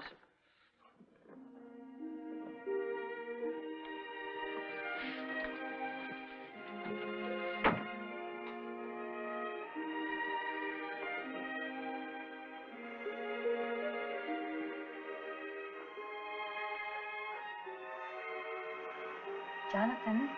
I'm not asleep, Mama. I was just thinking about being a pirate captain. Maybe I can help you play your game with Uncle Will. I'll tell you where Daddy keeps his treasure. You will, Mama? Honest? Down in the wine cellar, there's an old Spanish chest. Spanish chest. Daddy keeps his money there. You be sure and tell that to your Uncle Will. But don't you tell him how you found out. I won't.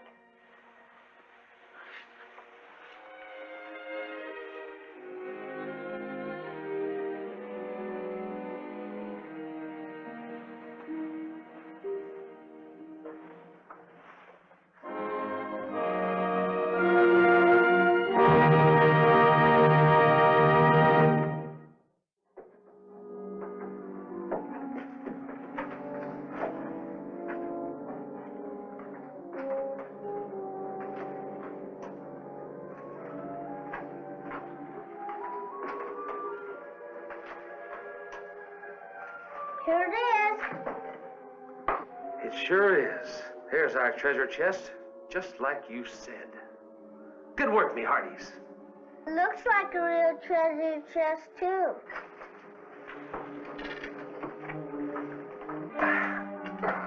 So it is. All the gold of the 7 seas. Am I a pirate captain now? You sure are. Am I a pirate captain now? You're a pirate captain, too. But don't forget, we won't tell anyone about this. This is our big secret. Now, get on back up to your room, because I've got to get back to the trading post.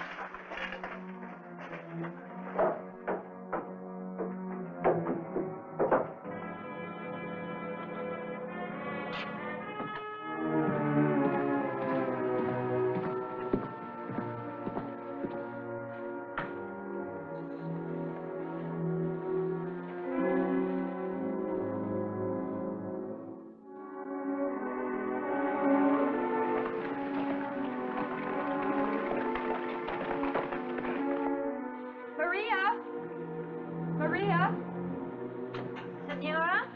I must ride after Senor Warner. He's gone to the roundup. Take care of the children.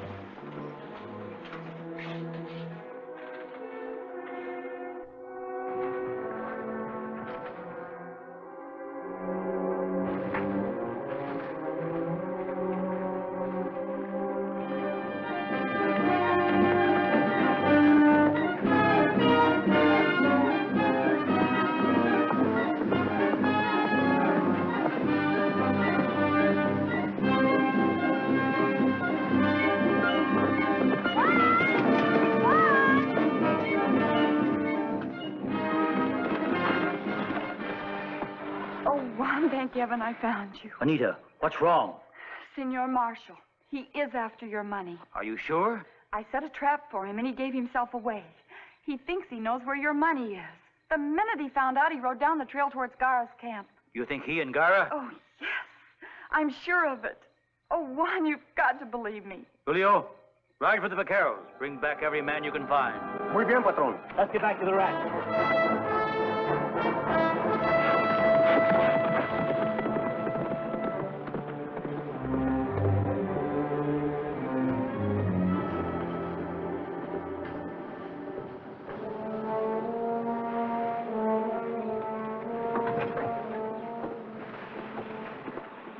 Juan, won't you please come with us? No, Carita. My place is here. I must defend our home if there is trouble. I'll feel much better if you and the children are safe in San Diego. But I am afraid for you. Perhaps we're being excited about nothing. I still can't believe that Marshall is anything but a friend. I pray that I am wrong about him, but I... Take care of your mama, Mito. Sweetie. Vaya con Dios.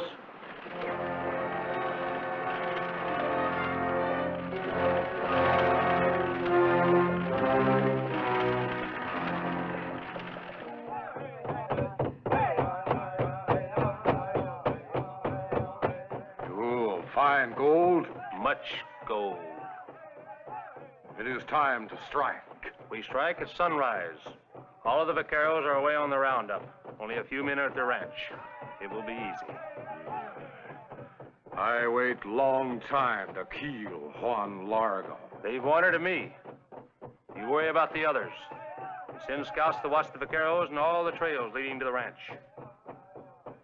It will be done.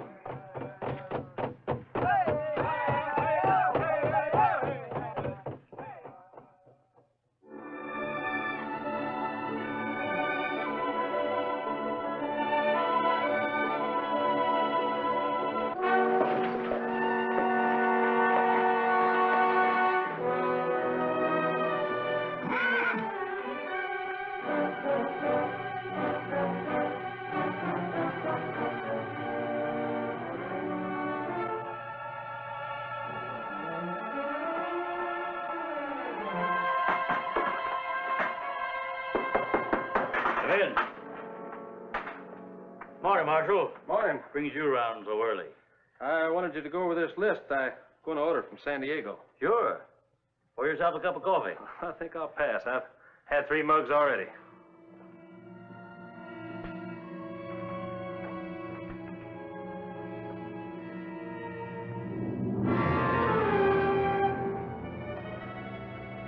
Marshal, why don't you sit down?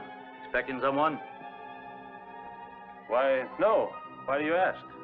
My wife said that last night, instead of riding toward the trading post, you took the trail to Garver's camp.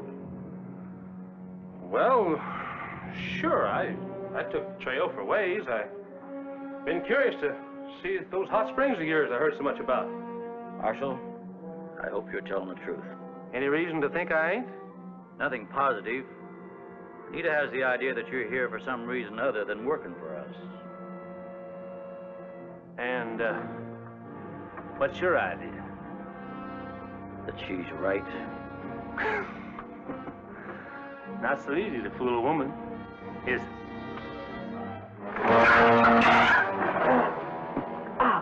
Back against that wall. Sorry this had to happen, Marshal. I liked you.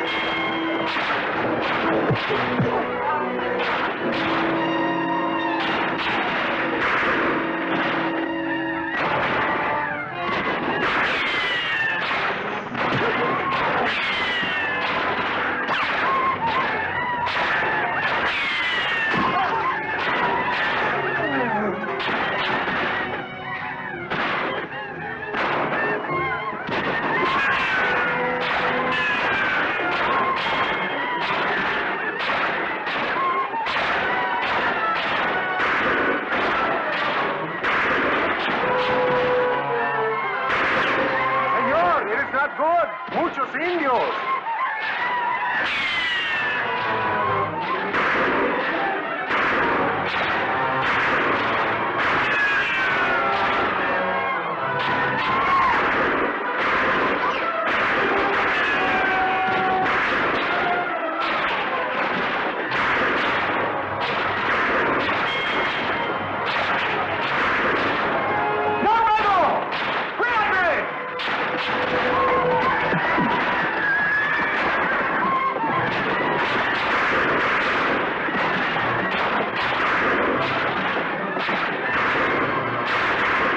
Juan Largo, los vaqueros.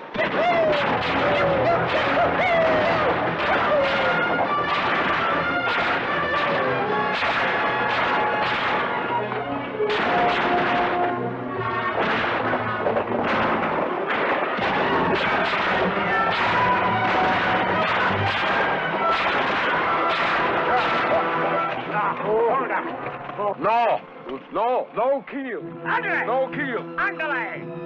Ya.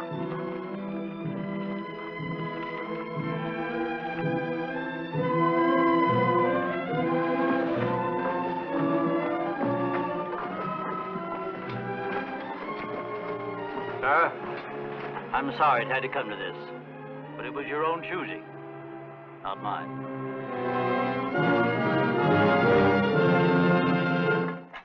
After William Marshall and Chief Garrett paid the penalty for their crimes, peace once more settled over the beautiful valley of San Jose.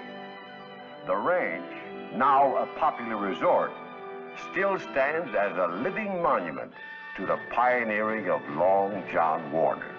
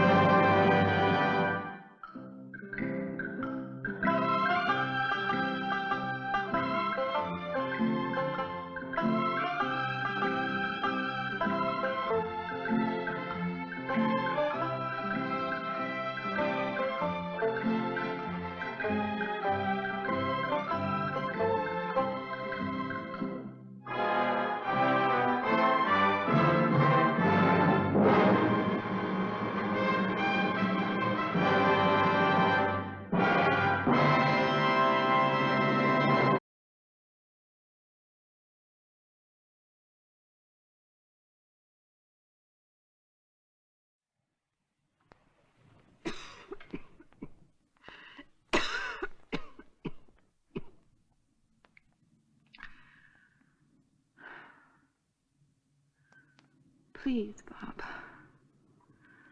Forget this job. It's too dangerous. Oh, Jeannie, look here. My lucky charm. Posse hasn't even come close to me since you gave me that. Worry about you. Don't go. This is the last job, Jeannie. The last ride for the Daltons. And I'm going to take you away someplace. Maybe Brazil. Someplace in the sun. Get you well again. Just you and me. Whole new world. Bob, we better get moving. All right, I'll be right out there, Grant.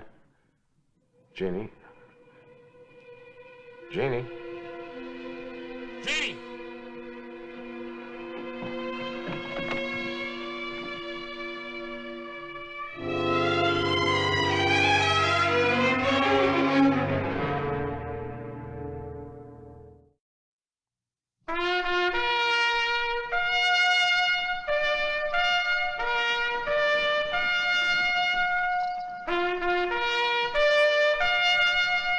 Death Valley Days.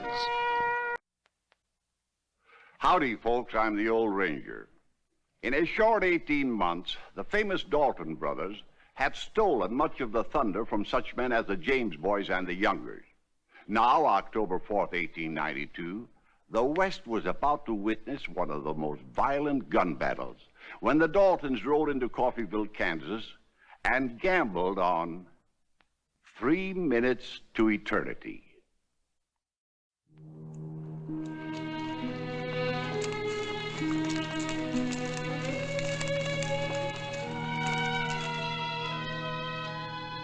Remember this spot, Bob? A lot of speckles we hooked her when we were kids. We ain't far from the house, Bob. Why don't we go see Ma? You out of your mind? You think the law don't know where your ma lives? They might be watching the place. I ain't been home in months. So I'll sing you to sleep tonight. Shut up. You want to see Ma Emmett, you'll see her. Well, it's too risky, Bob. Go on, Emmett. Drat.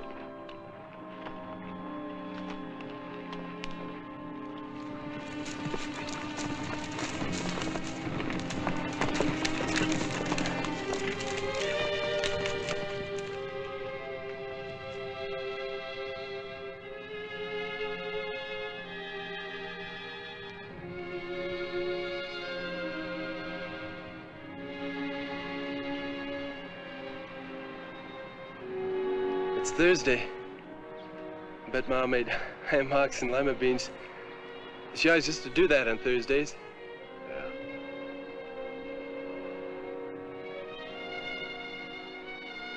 It's Ma. Yes, she looks tired. Well, come on, let's go down. No, wait. Get back on your horse. Real easy. But, Bob, you said we could... We're gonna get out of here before she sees us. Now get. Go on.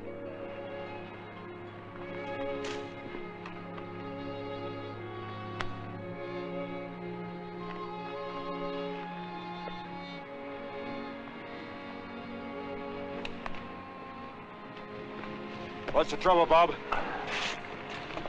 Us. Heck.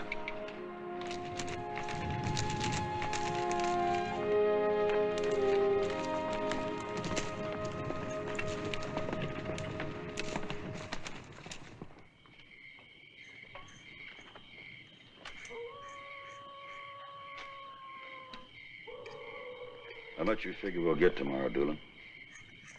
Well, Condon Bank ought to be good for about 40,000. And the First National Bank would be, I'd say, 50 or 60. 100,000. That sure is a nice hunk of candy money. Candy? Women. Broadwell calls them candy. It's all he thinks about. It's all he talks about. Me, I want my own setup. My own boy. I'm not stopping after this one. I got plans. Maybe you boys like to throw in with me after Coffeeville. Could be. Bob says it's the last one for him. Is that right, Grat? Your brother starting to run scared? Why don't you ask Bob that? To his face.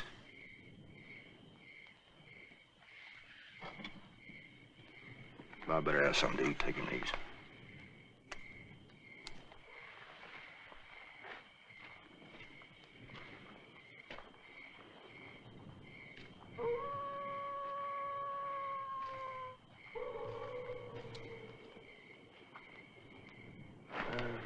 Gret says you ought to eat.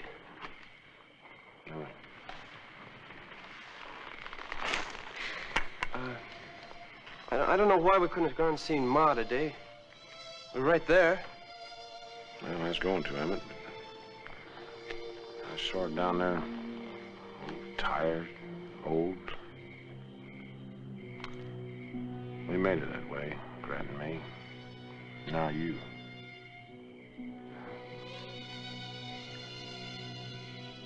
I sure would have liked to seen Ma. If only for just a few minutes, anyway. A few minutes can do a lot of damage, Emmett. Now you stirring it all up again, just worry her.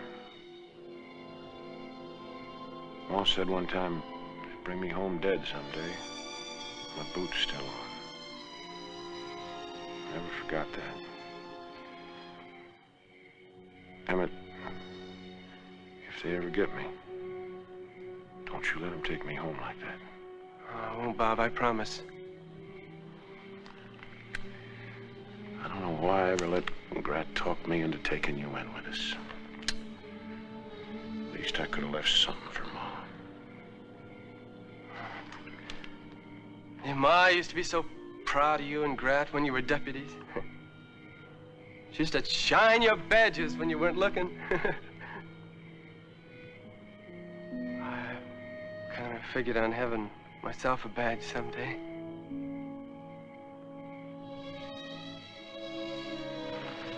Come on, boy.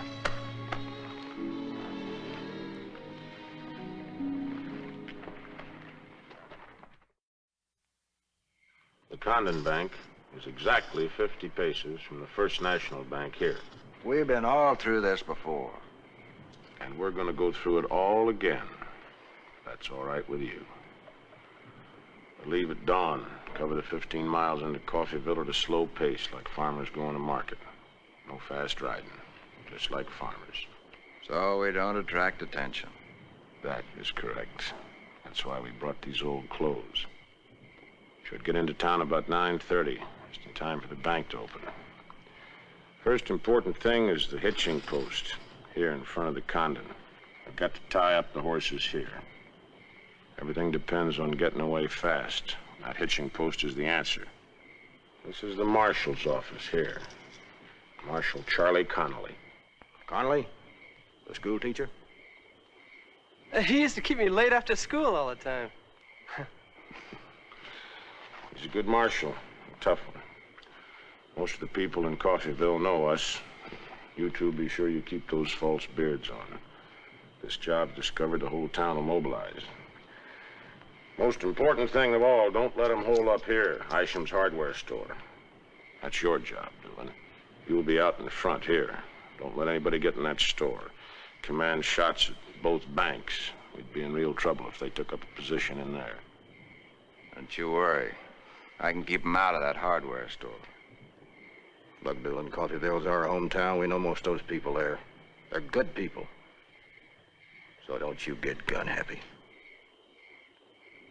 Those bank tellers try to give you silver, don't take it. Only way is down. We've got to get out of that town fast. In and out. 5 minutes. After that, the town will be alive with guns. We know those people. They got guts. A lot of guts. Grat, you and Emmett and Broadwell go out of town heading north. Doolin, Powers, and I'll go southwest, split up their posse.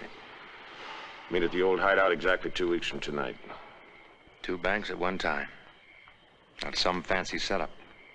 Daltons are going out in style. James' boys and the Youngers are going to look like melon pickers after this one. Now, we'll just remember the 3 most important things. That hitching post, Isham's store, and timing. 5 minutes and out. Anybody gets hit, you leave them. That includes me.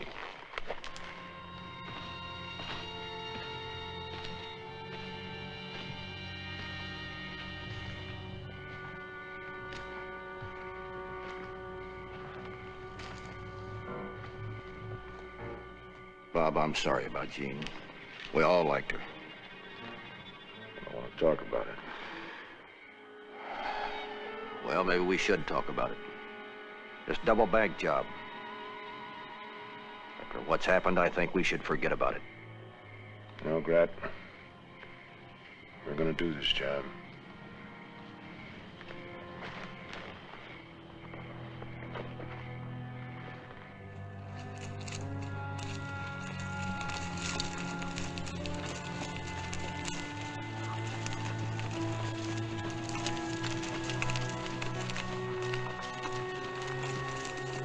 What time is it?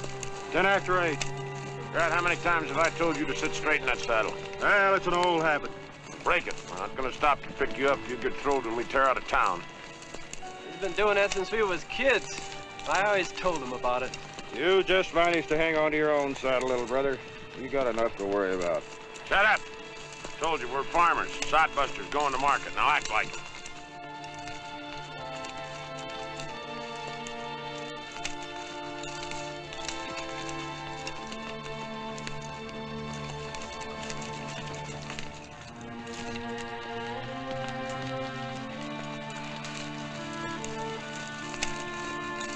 You're leaning again, Grat. All right, all right.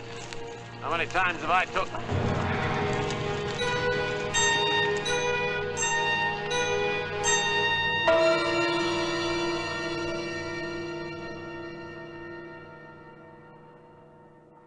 Now what? Caught a gopher hole. Looks like he bowed a tendon. Fine. That's just fine. Well, maybe he'll work it out by the time we get to Coffeyville. Now, everything depends on us getting out of that town fast. We can't take any chance on anything that'll slow us down. Well, what can I do about it? Nothing. You're out. Maybe we better call it off, Bob. With Doolin out, that'll leave the street wide open. And if they ever get into Isham's store... I'll have to take that chance. We'll see you, Dillon. All right, let's go. Oh.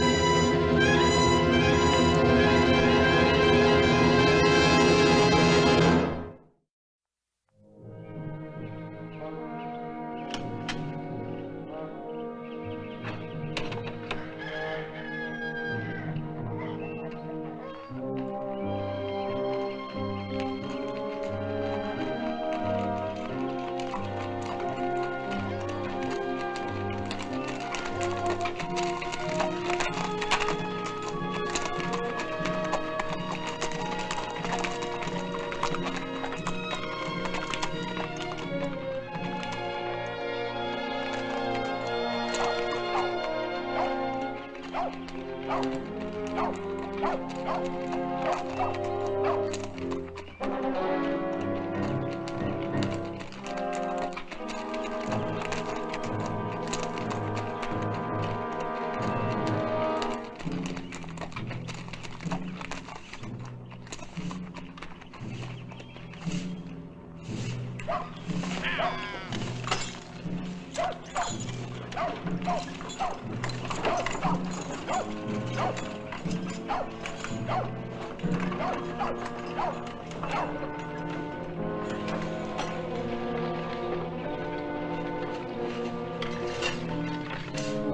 Bob, the hitching post, it's gone.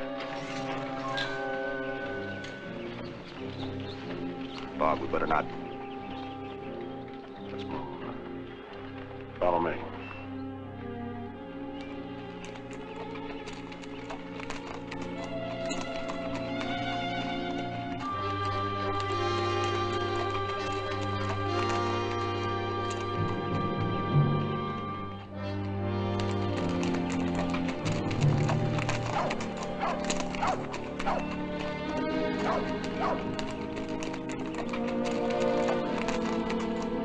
I wonder if that old grouch McKenna's still around. Always run us off for planning his hayloft.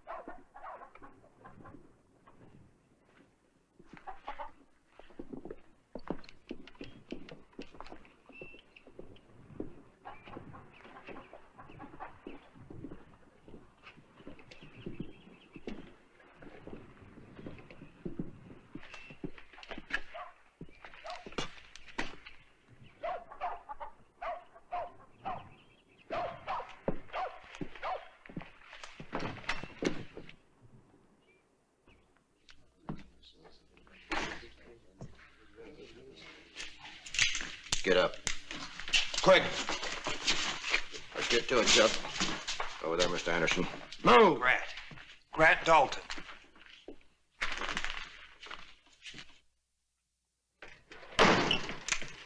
All right, nobody gets hurt unless they do something foolish. Get it out. The big stuff. You heard my brother. Get.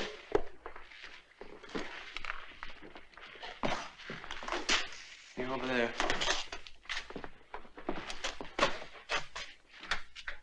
Get it open. Hurry.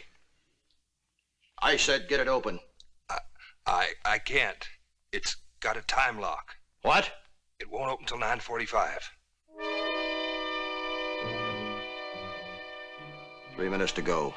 Now, Bob said we had to get in and get out in 5 minutes. Without the money? He didn't say that. We wait.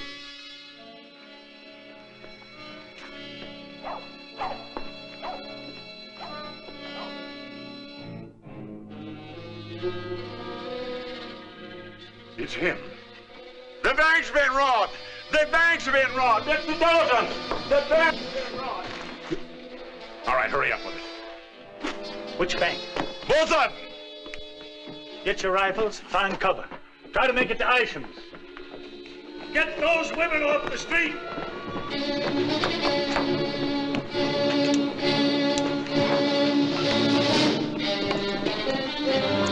Find cover! Or get to Isham's. We can cover both banks from there. All right, you. Come with us.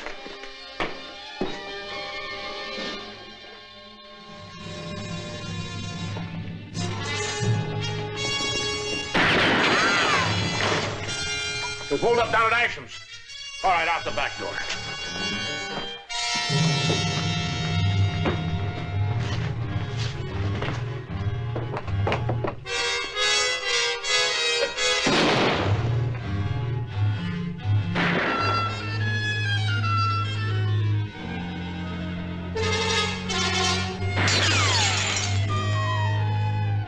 Let's get out of here, Grat. We still got a minute to go. We'll be trapped here. Let's take what we can.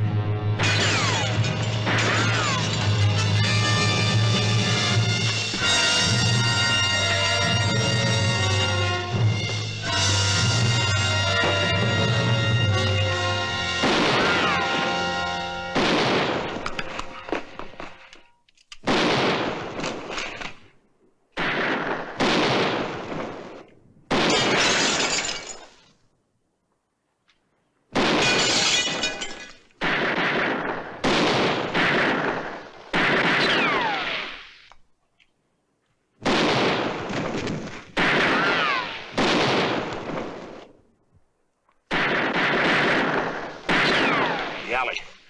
We gotta get to those horses. We're gonna have to make a run for it. You go across and I'll cover you. When you get over there, you cover for me. Go!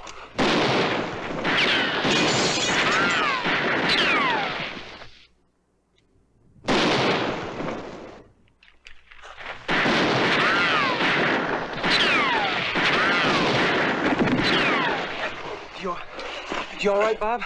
Yeah. Come on, move.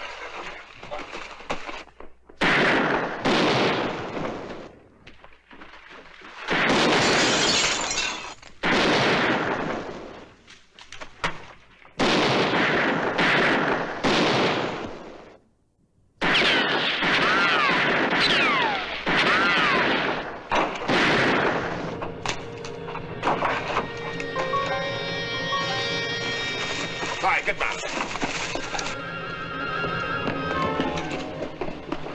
Help him up, Grat. Help me. Help me, Broadwell.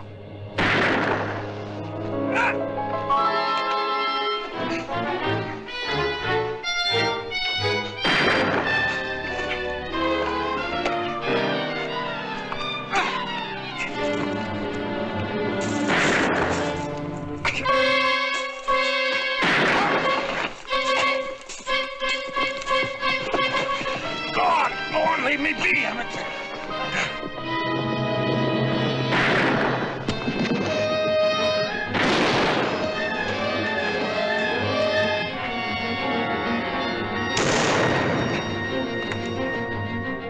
Hold your fire.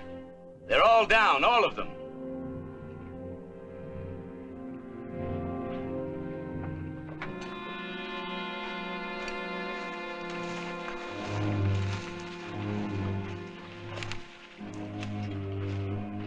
That's Bob Dalton over there. He's dead. There's Grat over there. He's dead, too. Emmett here.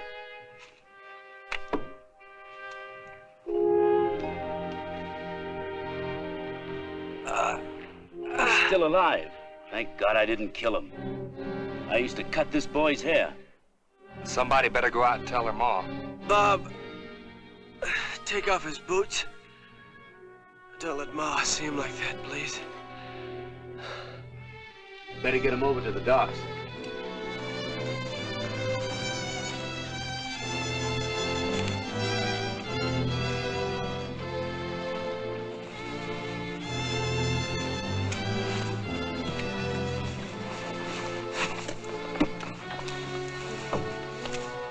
They might have made it if they hadn't waited those 3 minutes for that bank vault time lock to open.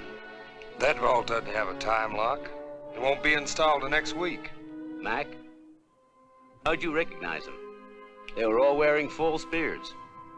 The first thing I noticed was the horses. I figured them animals was too fine a horse place for farmers to be riding. Then I noticed the way one of the boys rode in his saddle. Kind of set off to one side. Nobody ever knowed rode like that but Grat Dalton. I remember telling him one time he's going to get himself hurt riding like that.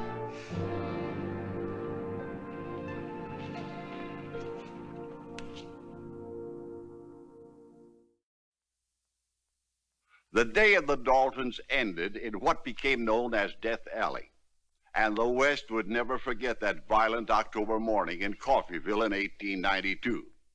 Now, Emmett Dalton came out of the hospital 5 months later, and he spent 15 years in the Kansas State Penitentiary. After he was pardoned by Governor Hawke in 1907, Emmett spent the rest of his life as a churchman and a respected citizen of his community.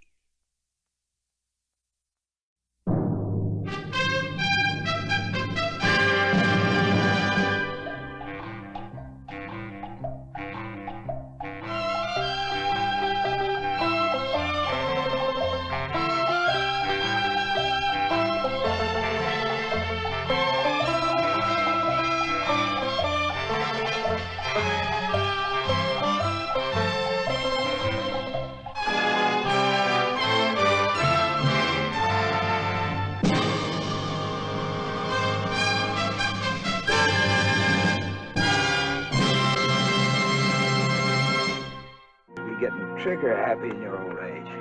Never did take a chance on a hired gun, especially one as fast as you, Davis. There's no law against posting a warning to a pack of sheep herders. I ain't taking you in for posting no sign. I'm taking you in for murder.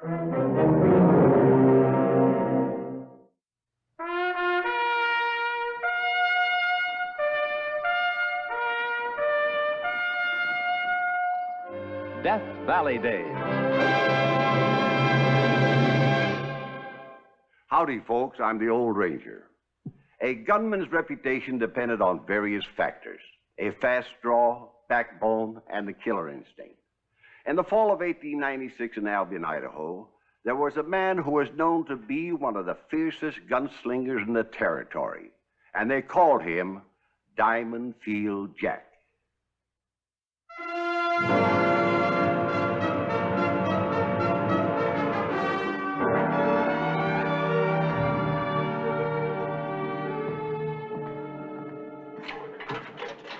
Here's Mr. Hawley, your lawyer. If you ask me, it's a waste of money. Company send you? Yes. Name is Hawley, James H. Hawley. Now, just get me out of here, Mr. Hawley. I have one question I ask all of my clients. Are you guilty? Well, what do you think? Don't fence with me, Davis. I asked you a question. Well, bushwhacking a man ain't my style. And you didn't do it. A man with a gun as fast as mine don't need to ambush nobody, mister. It isn't going to be easy to prove. Well, that's what they're paying you for. Prosecutor thinks he has a strong case against you. He's going to hit you with everything in the books. Yeah? Yeah. I'll bet they'll make a real big hullabaloo about this whole thing, huh? It'll be all over the territory. That appeals to you? The possibility of hanging? Hanging? Nobody saw the killings. Where's their case against me? Well, you had motive. There was bad blood between you and Wilson.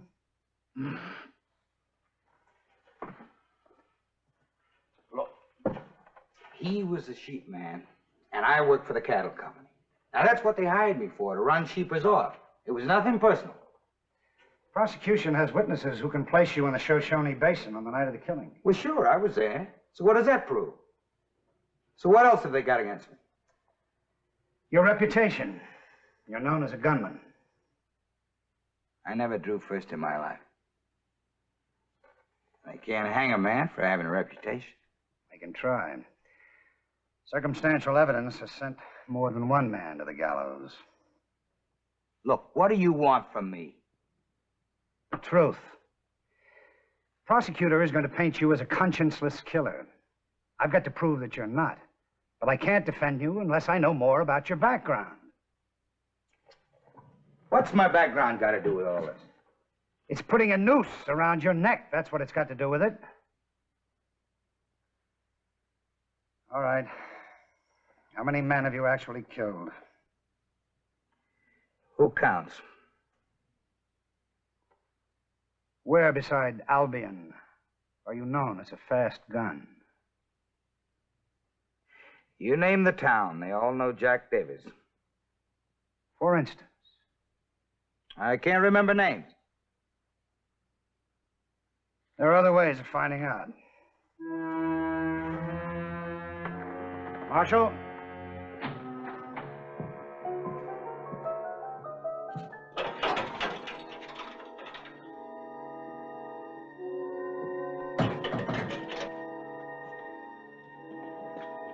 Just get me out of here and keep your nose out of what happened before.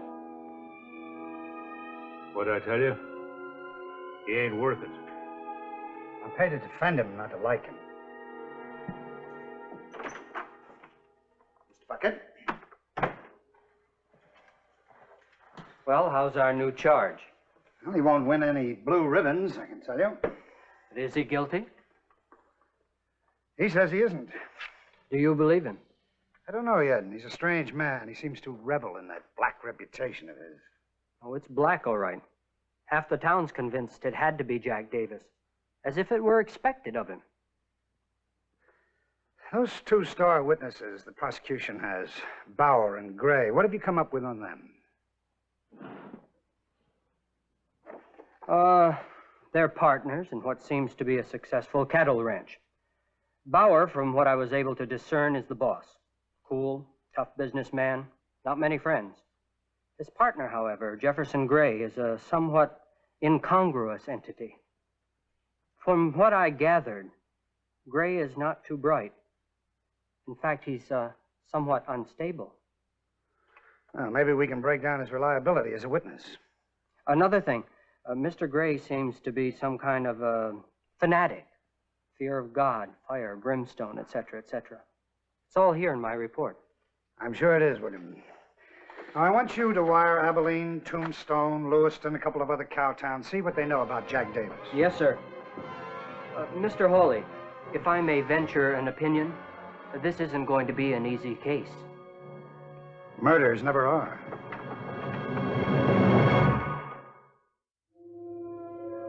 Never heard of Davis. W.T. Toomey, Sheriff, Lewiston. Abilene, Tombstone, Mandeville, none of them have ever heard of Jack Davis. Same with Dodge, La Cruces, Laramie, and Lordsburg. I wonder. Sir? So they never heard of me in those places. So what does it prove? You tell me. Well, it's simple. I never drew first on a man. It was always self-defense. They ain't got no records of me in those towns. You mean you could just ride into a town, get into a gunfight, shoot a man, and turn around and ride out again without creating a commotion? You expect me to believe that? I don't care what you believe. I'll tell you what I do believe. You came carousing into this town, and by shooting up the saloon on several occasions, you talked your way into getting hired as a professional gun by that cattle company. Then you strutted around, spouted stories about the gunfight you had. And that was how you built yourself a reputation. Get out. You're a fraud, Davis. 3-carat fraud. I'm going to prove it in court. It's your only defense. I said for you to get out.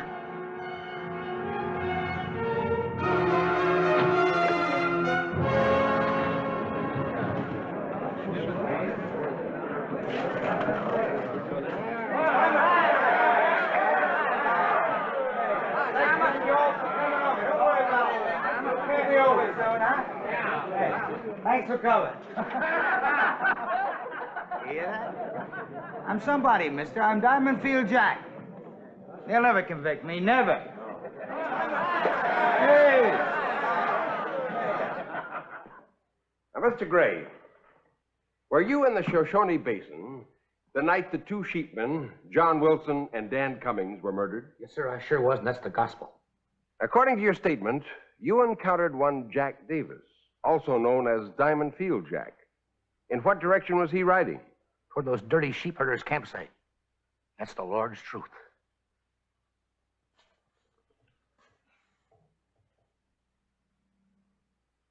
Now, Mr. Bauer, you stated you were in the basin the night of the murder with your partner, Mr. Gray. Yeah. And you also encountered Jack Davis. That's right. He stopped and talked to me. Oh? What did he say? He said he was going to smoke out those filthy sheep herders, run them off the range. That's right. Diamond Field Jack did this. I'd have known who he was. I never would have drawn against a man with his reputation. He could have killed me. Yes, but he didn't. And isn't it true that you provoked the fight with him because you were a sheep herder and he worked for the cattle people? Well, I was kind of liquored up at the time. Yes, instead of killing you, Jack Davis shot the gun out of your right hand. Isn't that correct? Sure. Well, killing a fellow who's stony-eyed drunk don't add to your reputation, none, you know. I think this would be a good time to call a recess. It's lunchtime anyway. 1 hour. Why? Why do you refuse to testify on your own behalf? That noose is as good as around your neck right now. I told you they won't convict me. Jack, look at me. I said look at me. Is it really worth your life for people to think that you're a fast gun, a killer? You were born right, weren't you? The right family, the right school, the right job. My old man was a handyman. He swept out saloons, washed dishes, things like that. He was trash. You hated him.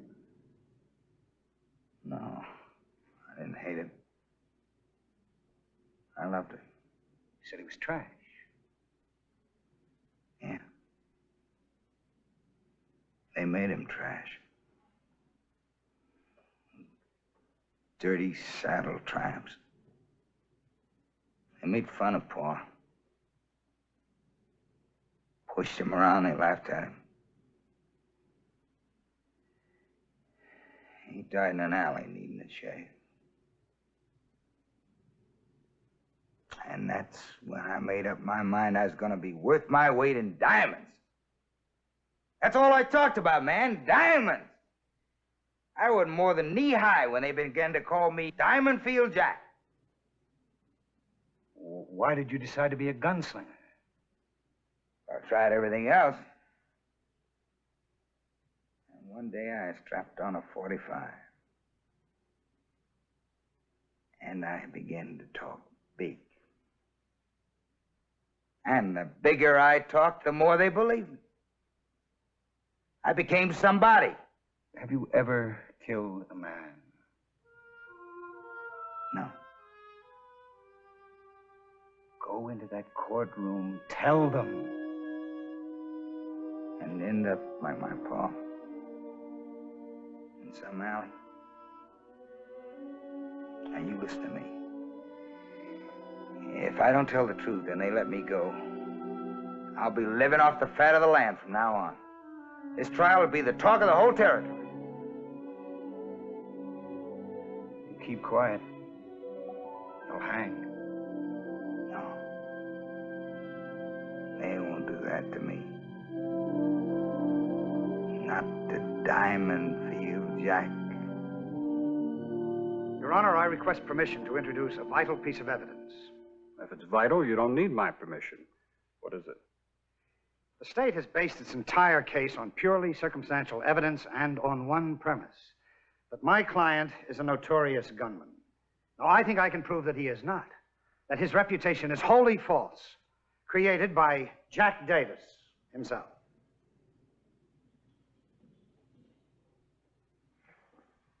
Mr. Hawley, the state has based its case on facts and on the proven character of the defendant from the time he came to Albion.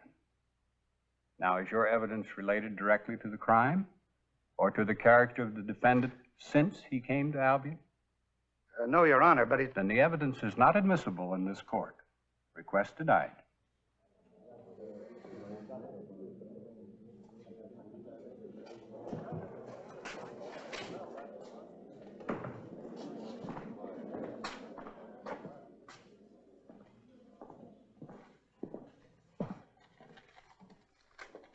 Jack Davis, the jury finds you guilty of murder in the first degree.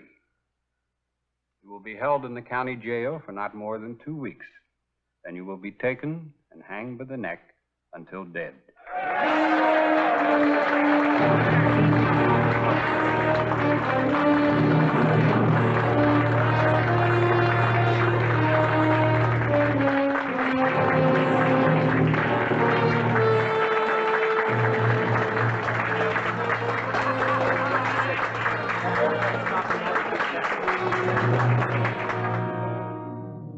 They all cheered.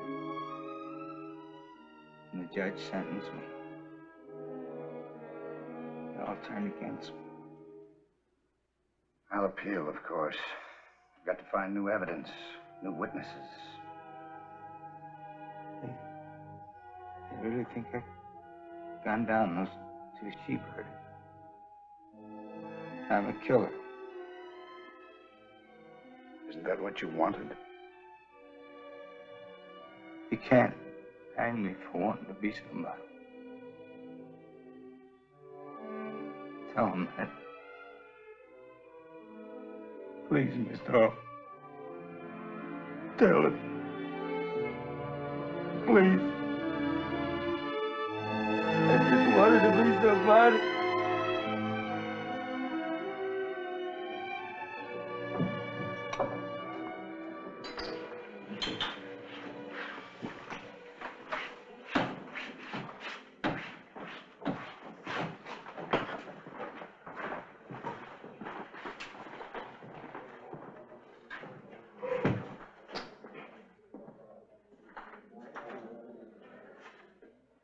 Gray?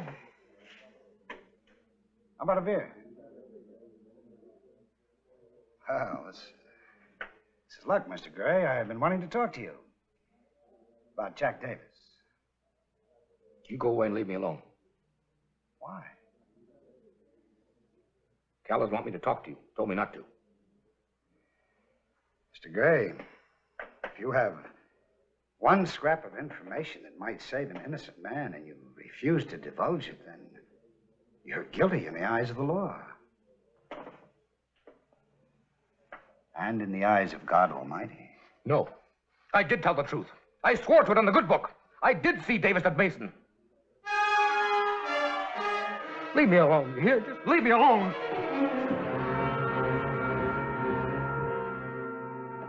But what does that prove? That Bauer and Gray are withholding evidence. It was written all over Gray's face. He's afraid of something. He's probably afraid he's selling his soul to the devil. Yes, you might be right, William. Look, I want you to ride over to Burley and bring back the Reverend Jedediah Spooner. Reverend Spooner? Not that Shakespearean actor we used in the Langley case. The same. He's a preacher now and a darn good one. He's been saving a lot of souls. This time he's going to help save a man's life. William? Oh, yes, sir.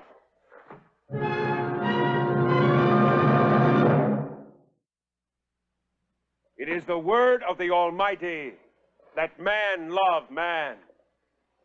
Now you must reach your hand out and help your brother. Verily I say unto ye, my children, the meek shall inherit the earth. The truth is the hammer of the Lord. It is the tool we use to pound the devil out of our lives. He uses the untruth to pound us into sin.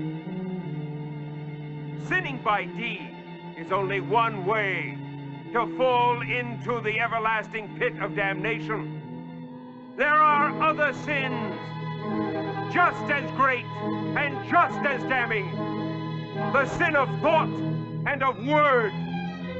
Woe be to the man whose tongue is befouled with the poison of lies, for he shall be cast into the pit of the everlasting fires of hell.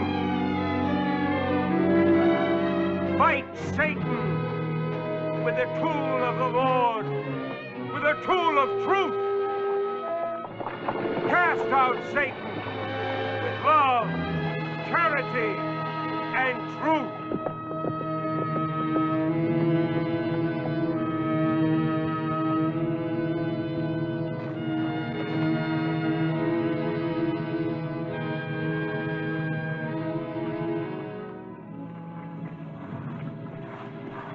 Good afternoon, Mr. Gray. You go away. I got work to do. I want to talk to you about Jack Davis. Listen, I promised Cal I'd finish his fence today. Now, you quit bothering me, you hear? Does talking about Jack Davis bother you? I'll finish the fence tomorrow. I'll explain to Cal. Don't understand. What is it, Gray? What are you hiding? I said I told you to go away. Now, where's Cal? Cal! Cal! All right. Listen to me. Now, maybe you did see Jack Davis in the basin that night. What else did you see? Did you kill those two men? No. If you didn't, who did? Let go of me! Do you think the Lord will forgive you if you let an innocent man hang?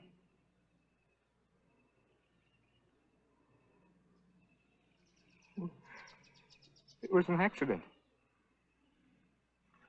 I didn't hurt those men. Lord knows that. I wouldn't harm them. Well, we were missing some cattle out in the South Range, and we thought there was rustlers. We didn't know that they were sheep men. What happened? Well, we was up at the top of this rise, and, well, we saw their camp down below. We? Yeah, Cal and me. Cal thought they were stealing our cattle. And we shot him right there. All right, I want you to come into town with me and tell that to Judge Adams. Don't you see, Cal said that wasn't to tell. He said that we... You ain't gonna tell no judge nothing now, are you, Jeff boy? Cal? I wasn't able to finish the fence today, but I'll do it tomorrow. Shut up, boy. But if you killed those men by mistake... Sure, I thought they was rustlers, so I killed them. But everybody knows I got no love for sheepmen. They'd hang me. They might call it manslaughter, but not murder. They ain't gonna call it nothing. Now, Jeff boy, you get up on that rise there. You see anybody coming at all, you holler out, understand?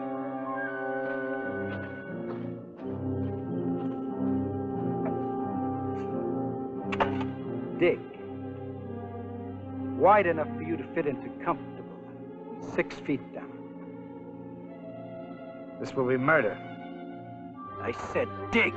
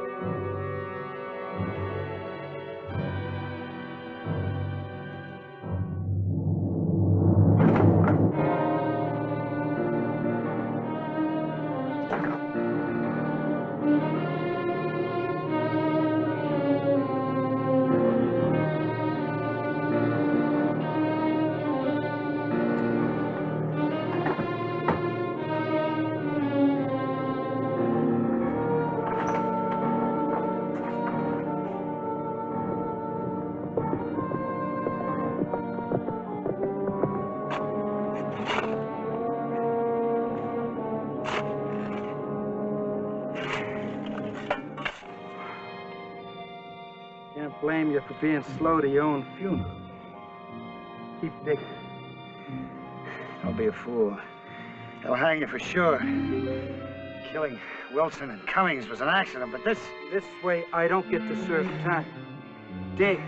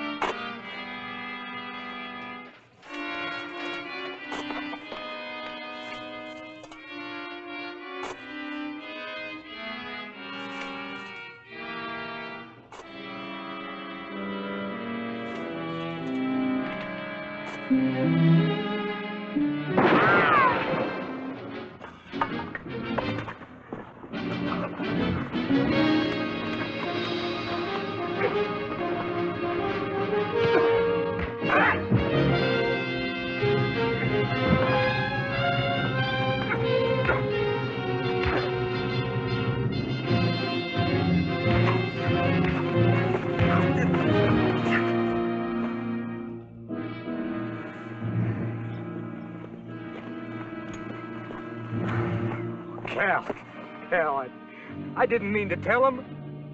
I had to.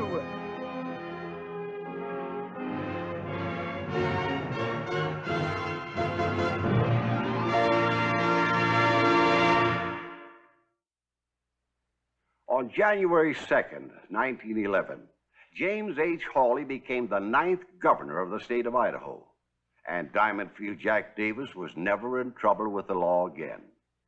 He was struck and killed by a taxi in Los Angeles, California, at the age of 83.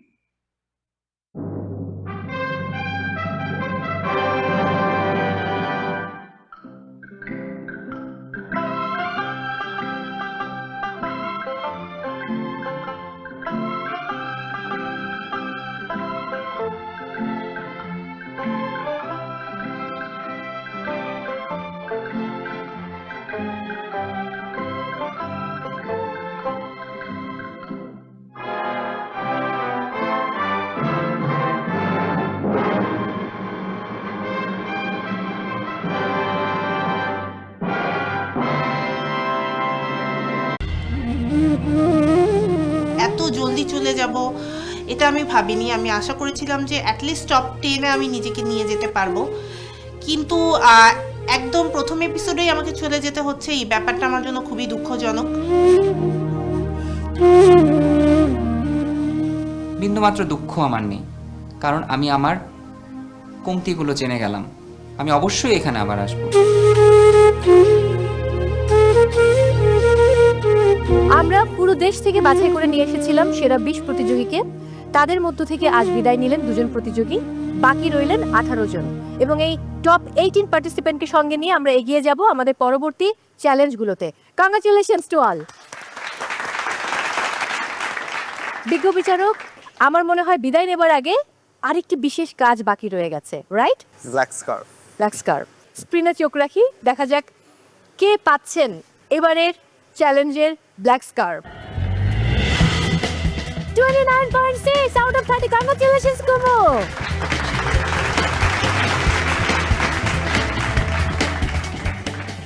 আবারও দ্বিতীয়বারের মতো কুমুর দখলে black scarf. So back to back দুবার, পরবর্তীবার হয়ে গেলে কিন্তু hat trick হয়ে যাবে। কুমুর লক্ষ্য থাকবে এখন হ্যাট্রিকটা পূরণ করা, রাইট? আমি আজকের পর্বে প্রথম স্থান অধিকার করে ব্ল্যাক স্কার্ফটি অর্জন করেছি। আবারও আমার ভালো লাগছে, কিন্তু এটা পেতে গিয়ে আমার যে মানসিক চাপটা সহ্য করতে হয়েছে তা আমি ভাষায় বুঝাইতে পারবো না। কারণ আমি নিজে সেজুতি আপুকে একটা সহজ রেসিপি দিয়েছিলাম এবং সেটা থেকে সে 29 স্কোর করেছিল। তো ওনাকে বিট করতে হলে আমাকে 29-এর প্লাস পেতে হবে আউট অফ 30। এটা যে কত বড় একটা মেন্টাল প্রেশার ছিল আমার জন্য। কংগ্রাচুলেশনস কুমু। বিজ্ঞ 3 বিচারক, এবার বিদায় নেবার পালা, আপনাদের অনুমতি প্রার্থী। অবশ্যই। দর্শক, শেষ হলো আমাদের দ্বিতীয় চ্যালেঞ্জ স্বাদের বিশ্বভ্রমণ। এবং এই স্বাদের বিশ্বভ্রমণের মধ্য দিয়ে মনে হচ্ছিল যে আমরা একটা ইমোশনাল জার্নি শেষ করলাম। বিদায় নিলেন 2 জন পার্টিসিপেন্টস, ডক্টর মুনিম এবং মাইমুনা। বাকি রইলেন 18 জন, এবং এই 18 জনকে নিয়ে আমাদের নতুন জার্নি শুরু হচ্ছে, নতুন চ্যালেঞ্জ শুরু হচ্ছে। সো সেরা রাঁধুনি নিয়ে আপডেটস পেতে হলে চোখ রাখতে হবে সেরা রাঁধুনির ফেসবুক পেজ এবং ইউটিউব চ্যানেলে, সেই সঙ্গে মাছরাঙার ইউটিউব চ্যানেলে। সবাই অনেক ভালো থাকুন, দেখা হচ্ছে আবারও সেরা রাঁধুনি রান্নায় শ্রেষ্ঠত্বের লড়াই সিজন 8-এ।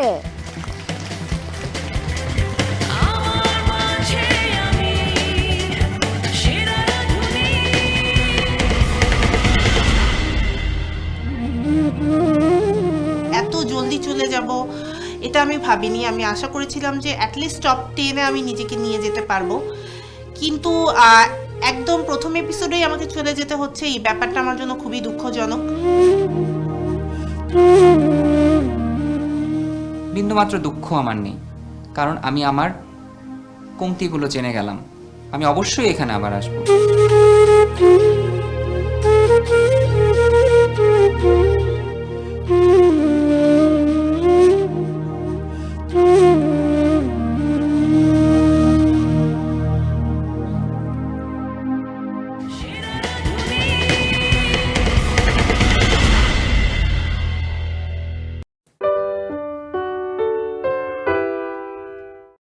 কি রান্না করছেন মূলা দিয়ে? আমি করব ক্রিস লরেন উইথ র্যাডিশ আর হচ্ছে একটা সুইট বাইট করব র্যাডিশ দিয়ে। আজকে আপনার জন্য পাস্তা রান্না করতেছি মূলা দিয়ে। মূলা দিয়ে পাস্তা, ইন্টারেস্টিং। আর সাথে একটা মূলা চাপ করে আসি। মূলার চাপ, ও মাই গড, আশা করছি যে আপনি লাইক করবেন। দেখা যাক। মহামঞ্চে চলছে পঞ্চম চ্যালেঞ্জ, আর তার নাম পারলে খাওয়াও।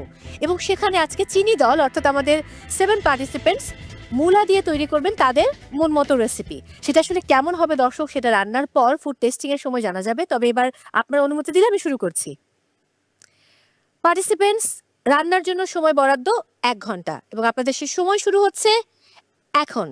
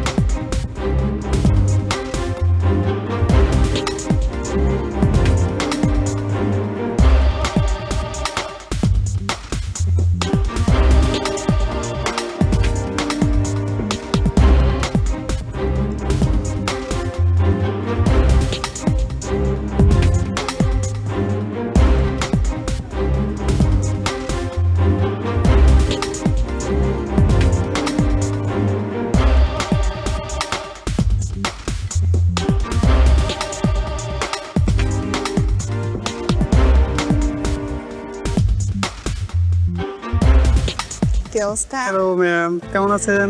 ভালো। কি অবস্থা রান্নার? এই তো ম্যাম চলতেছে। আজকে আপনার জন্য পাস্তা রান্না করতেছি মূলা দিয়ে।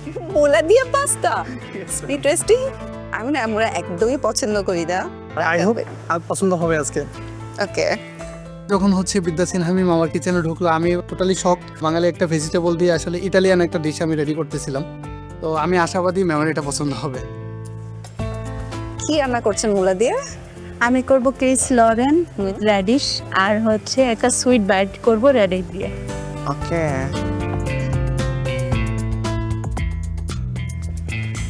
আপনি কি করছেন মূলা দিয়ে আজকে? আমি মূলা আর চিকেন দিয়ে একটা আচারি কারি করছি আর সাথে একটা মূলা চাপ করে আসি। মূলার চাপ, ও মাই গড, আশা করছি যে আপনি লাইক করবেন। দেখা যাক। রান্না করতে করতেই ম্যাম যখন আমাদের মহামঞ্চে এন্ট্রি নিলেন তখনই আমি থমকে গেছি যে এখন যে চ্যালেঞ্জটি দিয়েছে সে এখন নিজে এসে টেস্ট করবেন। তো প্রেশারটা আর একটু বেড়ে গেছে, এক্সাইটমেন্টও ছিল, দেখা যাক মূলা খাওয়াতে পারি কিনা।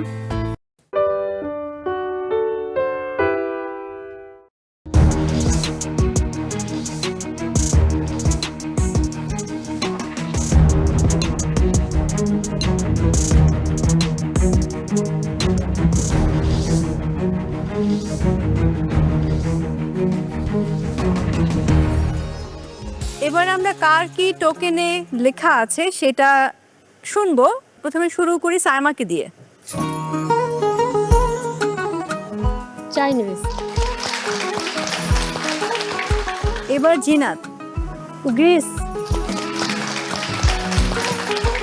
নিপা। স্পেন। এবার Urmi Mahbub. Peru. Safar.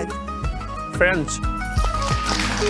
French cuisine পেয়েছি। ফ্রেঞ্চ কুইজিন এমন একটা কুইজিনের উৎপত্তি বলা যায় ফ্রেঞ্চকে।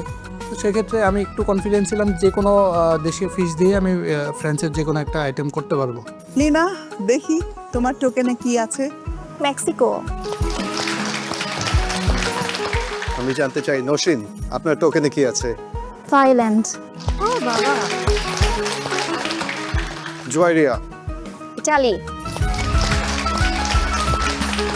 অ্যান্ড লাস্ট মৌসুমী।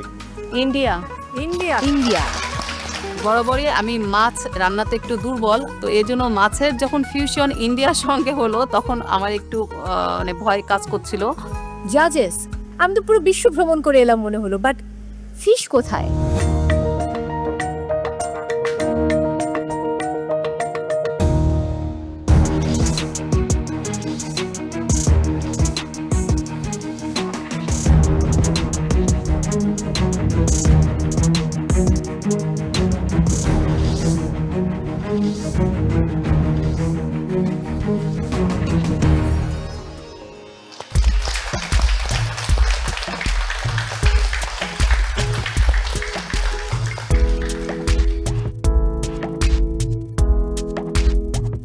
জিনিসটা কভার আপ করার পরে দেখলাম ওখানে 4 টাইপের মাছ ছিল, অ্যান্ড দেখে খুব একটা ডরাইনি, বিকজ মেন্টররা আমাদের অলরেডি ক্লাস নিয়েছেন অ্যান্ড এই দেশি ফুডগুলো নিয়ে অনেক ফিউশন ডিশেস করানো হয়েছে।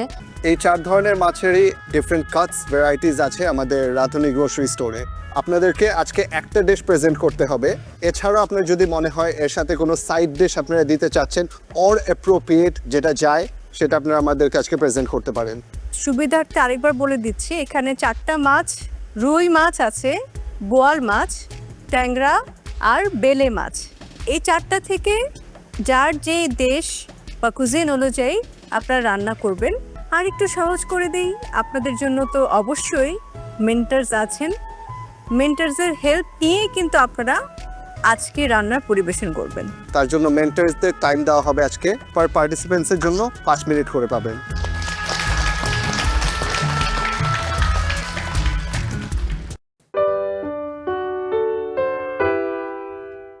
রান্না শুরুর পালা, এবং আপনারা সবাই জানেন যে আমাদের বিজ্ঞ বিচারকেরা গত পর্বের মতো এবারও আপনাদের সময় দিয়েছে 1 ঘন্টা।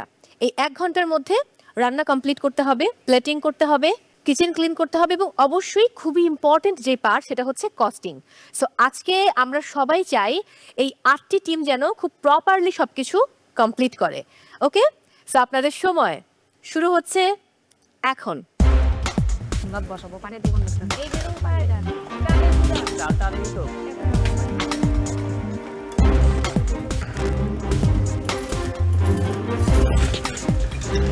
এটারও অনেক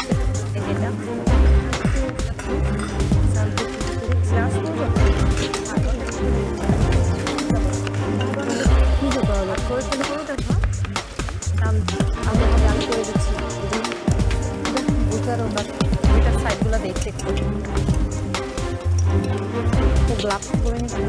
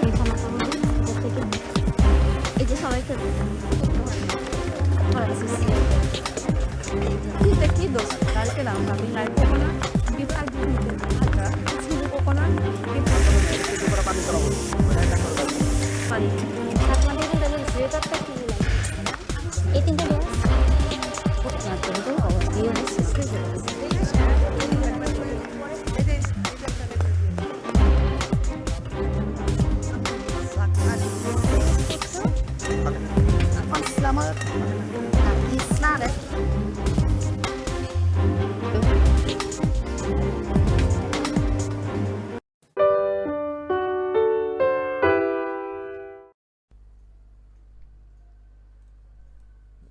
Tìm một nhớ động đời. Ồ, ngon.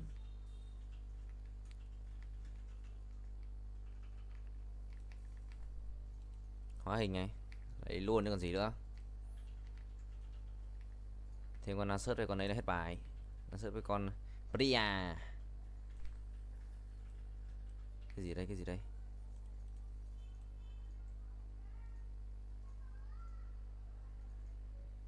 Dùng hết đúng không vậy?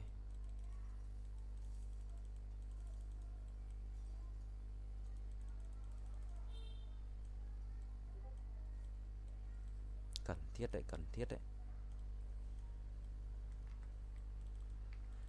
Ủa 2 phút ạ, 2 phút ạ, 2 phút ạ. 2 phút bẻm.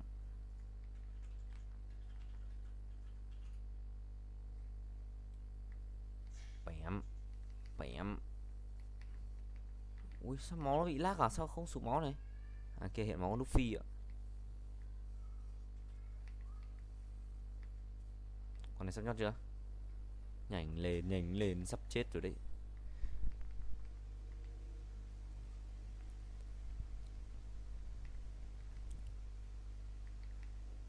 Chú ơi, nó không chết rồi. À, nó chết rồi.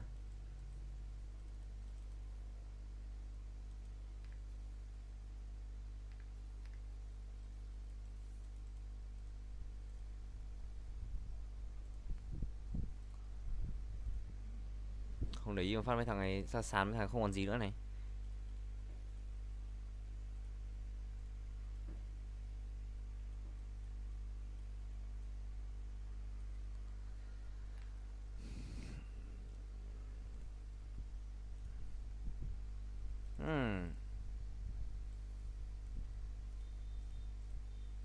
Fly, fly away with me.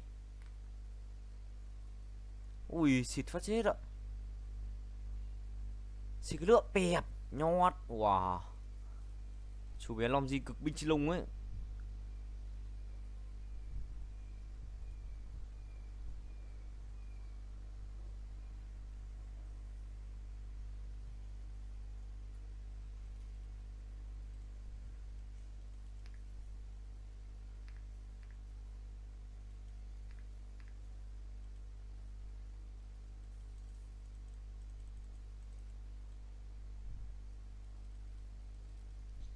All the way.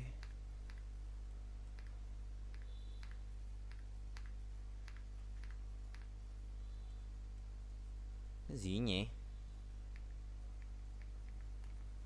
I look so stupid.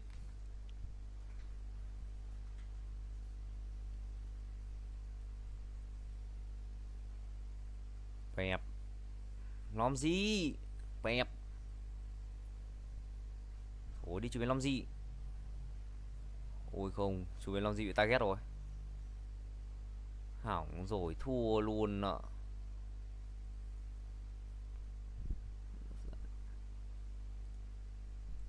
Và nào cũng điên khỏe thế, khỏe thế.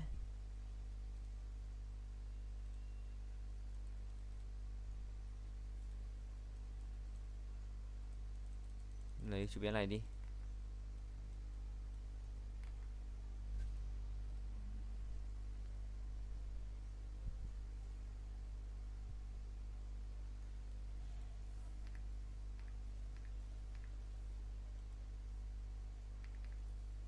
Wow, wow, wow.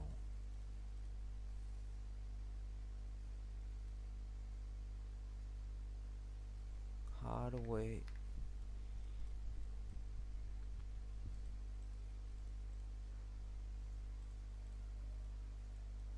Do you wanna fly, fly away with me?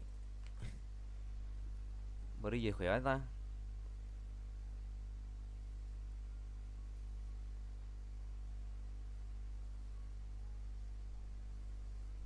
Mày nhón. Đánh tầm cực xa nha. Hả? I lose.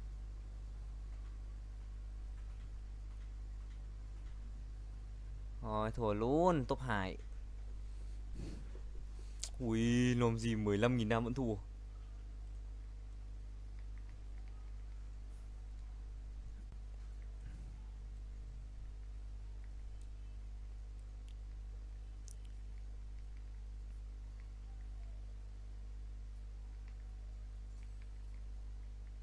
Mấy con bốt khỏe nhà đang bắn 2 cái chết có phải vui không?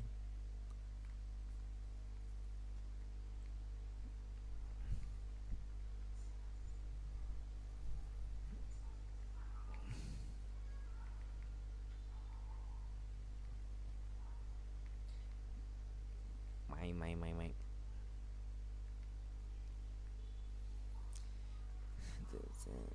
mày chết chưa? Chết rồi.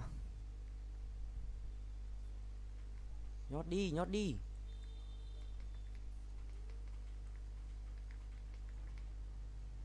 Kinh bút. Tí thay được nha. Là mãi lấy đấy dù em yêu một ai. Mang bánh bú làm méo. Bánh chua bánh sinh nhật cho con gì nữa méo, bú lốt đi, này đã chít lốt rồi.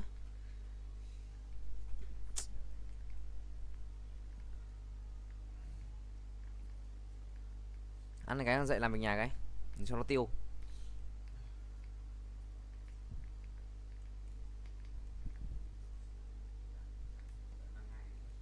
Cứ đang anh sắp xong rồi, đang 2 cái nữa vừa tầm anh xong rồi, đứng dậy luôn.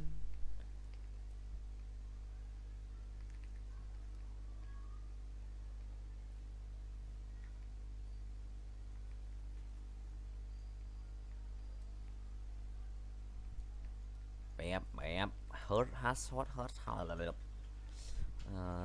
Sờ cheat win bố 12 con nữa à, nhiều tê đông như con nguyên vậy.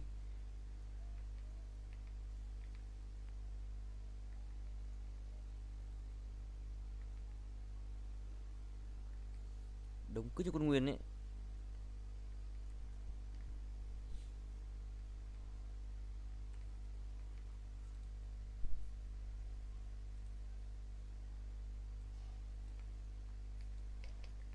Phút 25 con.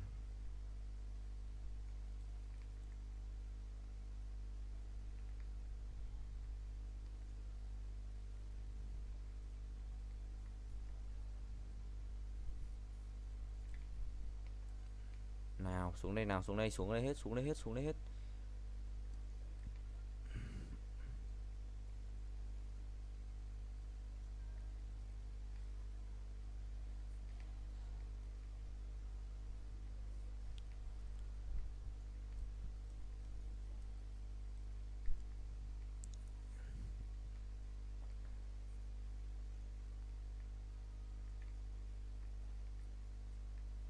Ok.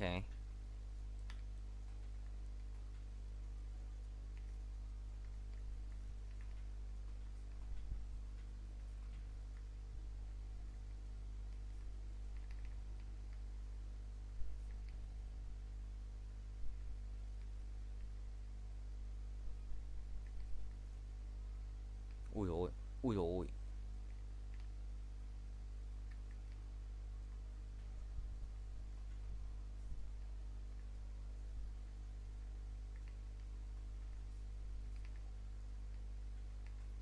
Chết chưa?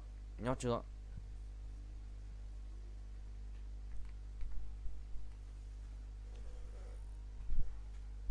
Một cái đắc tiêu clo à. Yêu một ai. 2 cái đắc to clo.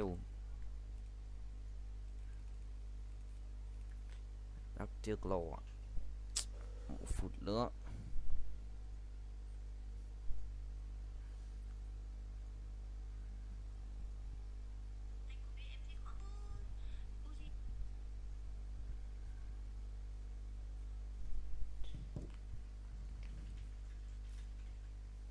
Challenger tier rank hả?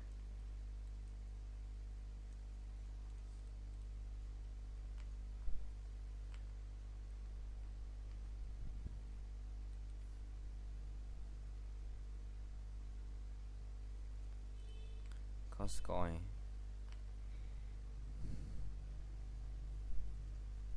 Rồi, chị Chi